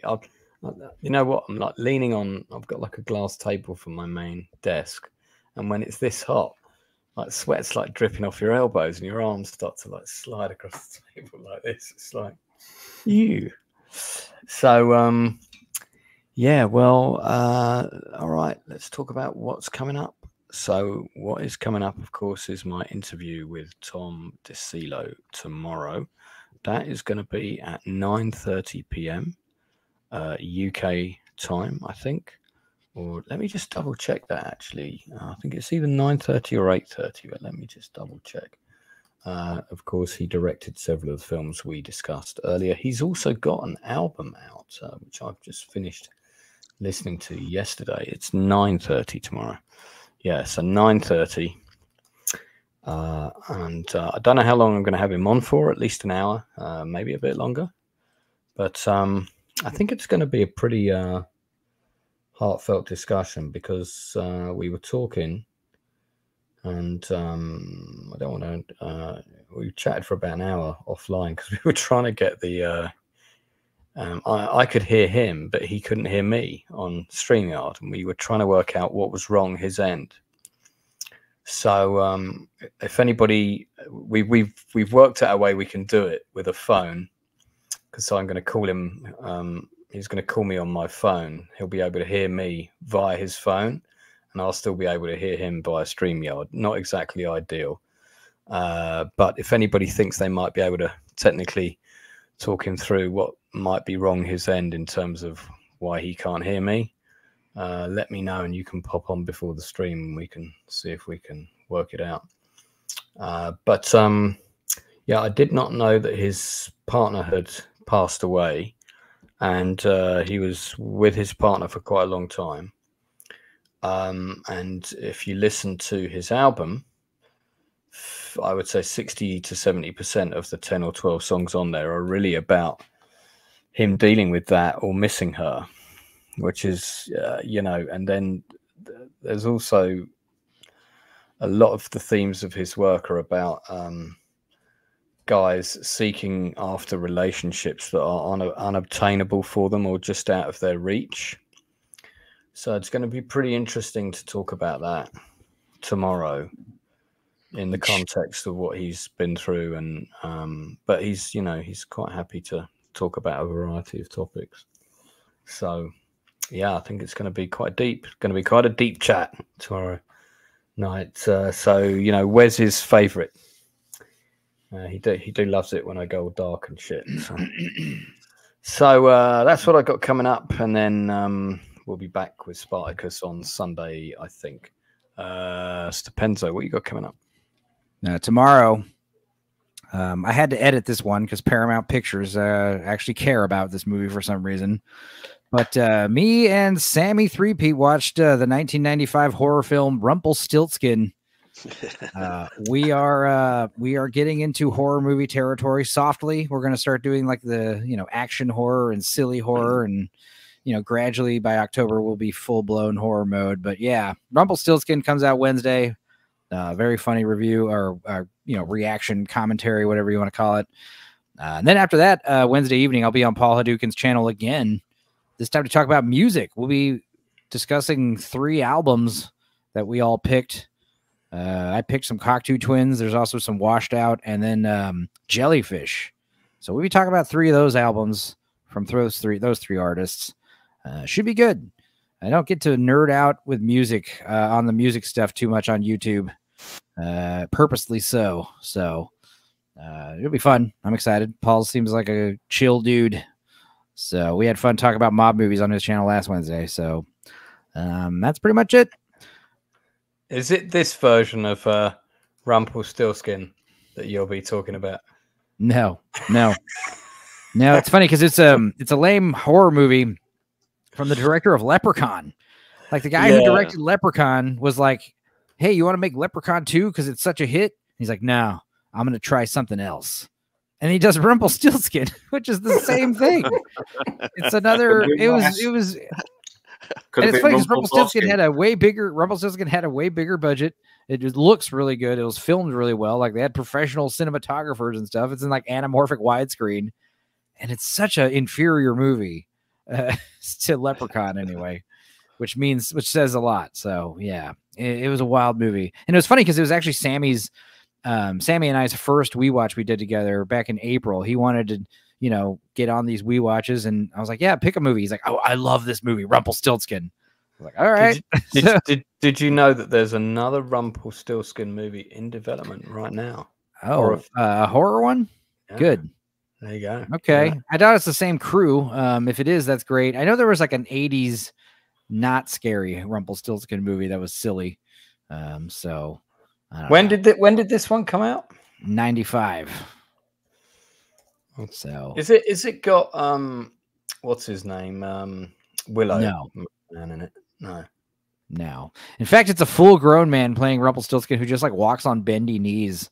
It's very strange. He's got a huge hunchback. Because there was one called Rumpelstiltskin in 1987 with Amy Irving and Billy Barty. Oh, this is the one with Max Grodenchek, who yeah, the 80s one you're thinking of. Yeah.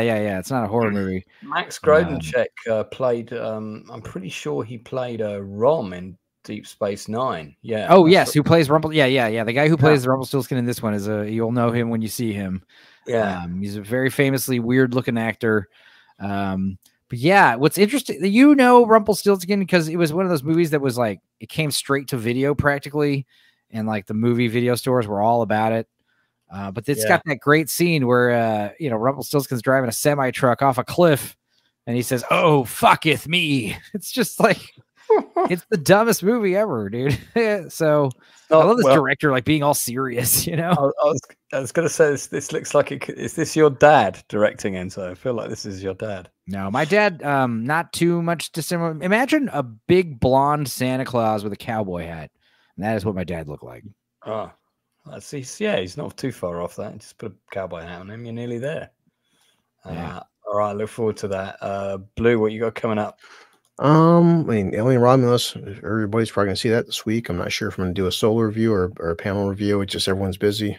Yeah, I'm gonna do a review this weekend for sure. I'll just as soon as I come in, you'll probably get a message from me saying, "Hey, have you seen it? I'm doing a thing in an hour. Do you want to come on?" But I mean, I made Stills for House of Dragon. I missed yours and Nadia's. I was on for 10 minutes. I'm trying to do my own finale one with my cousin. Whenever she's not, everyone's just working. Like it's where she was out of town for a week, so it's it's all that honestly just Spartacus with you on Sunday, and I'm just kind of catching up on other shit on work. Northern, what do you got coming up? Well, I've got Touch of Evil on Friday, the Orson Welles classic with Charlton Heston.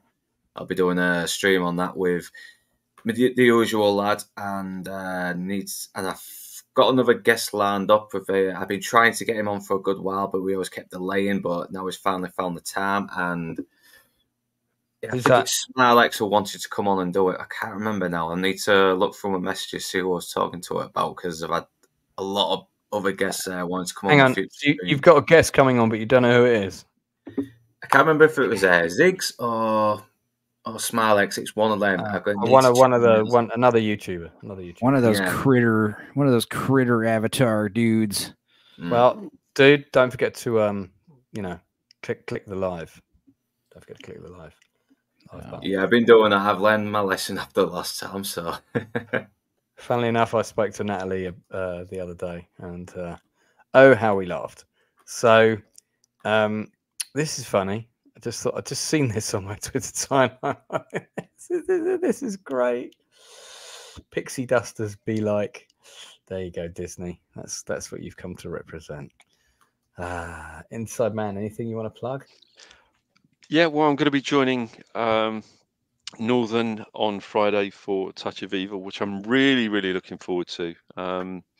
He's kindly invited me on again. Bless him. Just can't get rid of you. Course, can't get rid of me. And of course, we got episodes 7 and 8, so we're kind of, well past the halfway point of Spartacus. So I'm looking forward to doing that. Yeah, can't wait for that. And it is Ziggs Horseman, by the way. It's Ziggs who's coming on, so yeah. Right. So yeah, that should be a good one. That. So yeah, and I'll keep an eye out for your Spartacus one as well. I need to watch that show, to be honest. It is. Yeah, we're having fun. We're having fun doing that. And it's we've also got History Bros. Never seen it before. So he's amazed at how gay the show is, and the show is pretty gay, let's be honest. But it is still a good show. It's a good show. I do like it. So that's about it from us then. Thanks very much for tuning in. Yeah, we've just gone past midnight, so haven't run too much over. Don't forget to speak to the people that you care about and stuff, especially if they've watched the Olympic breakdancing final and they need counselling. Make sure you check on them, make sure they're okay. But yeah, we'll be back on Tuesday, hopefully with the same panel again to discuss more stuff like this. Thanks to everybody for tuning in. We've had quite a few new people in the chat. Thanks to Michelle for popping in. It's good to have Aaron back in, Drew Gordon, Gary Bandos, Sandwich Worthington, possibly one of the best names on YouTube. We had Janice Samini as well, who paid us a nice compliment early. Love this panel. Inside Man's a great addition. PSE is my husband. Great chat, gents. Common people. So it's always good. Always good. I've no idea. Anyway, and on that note.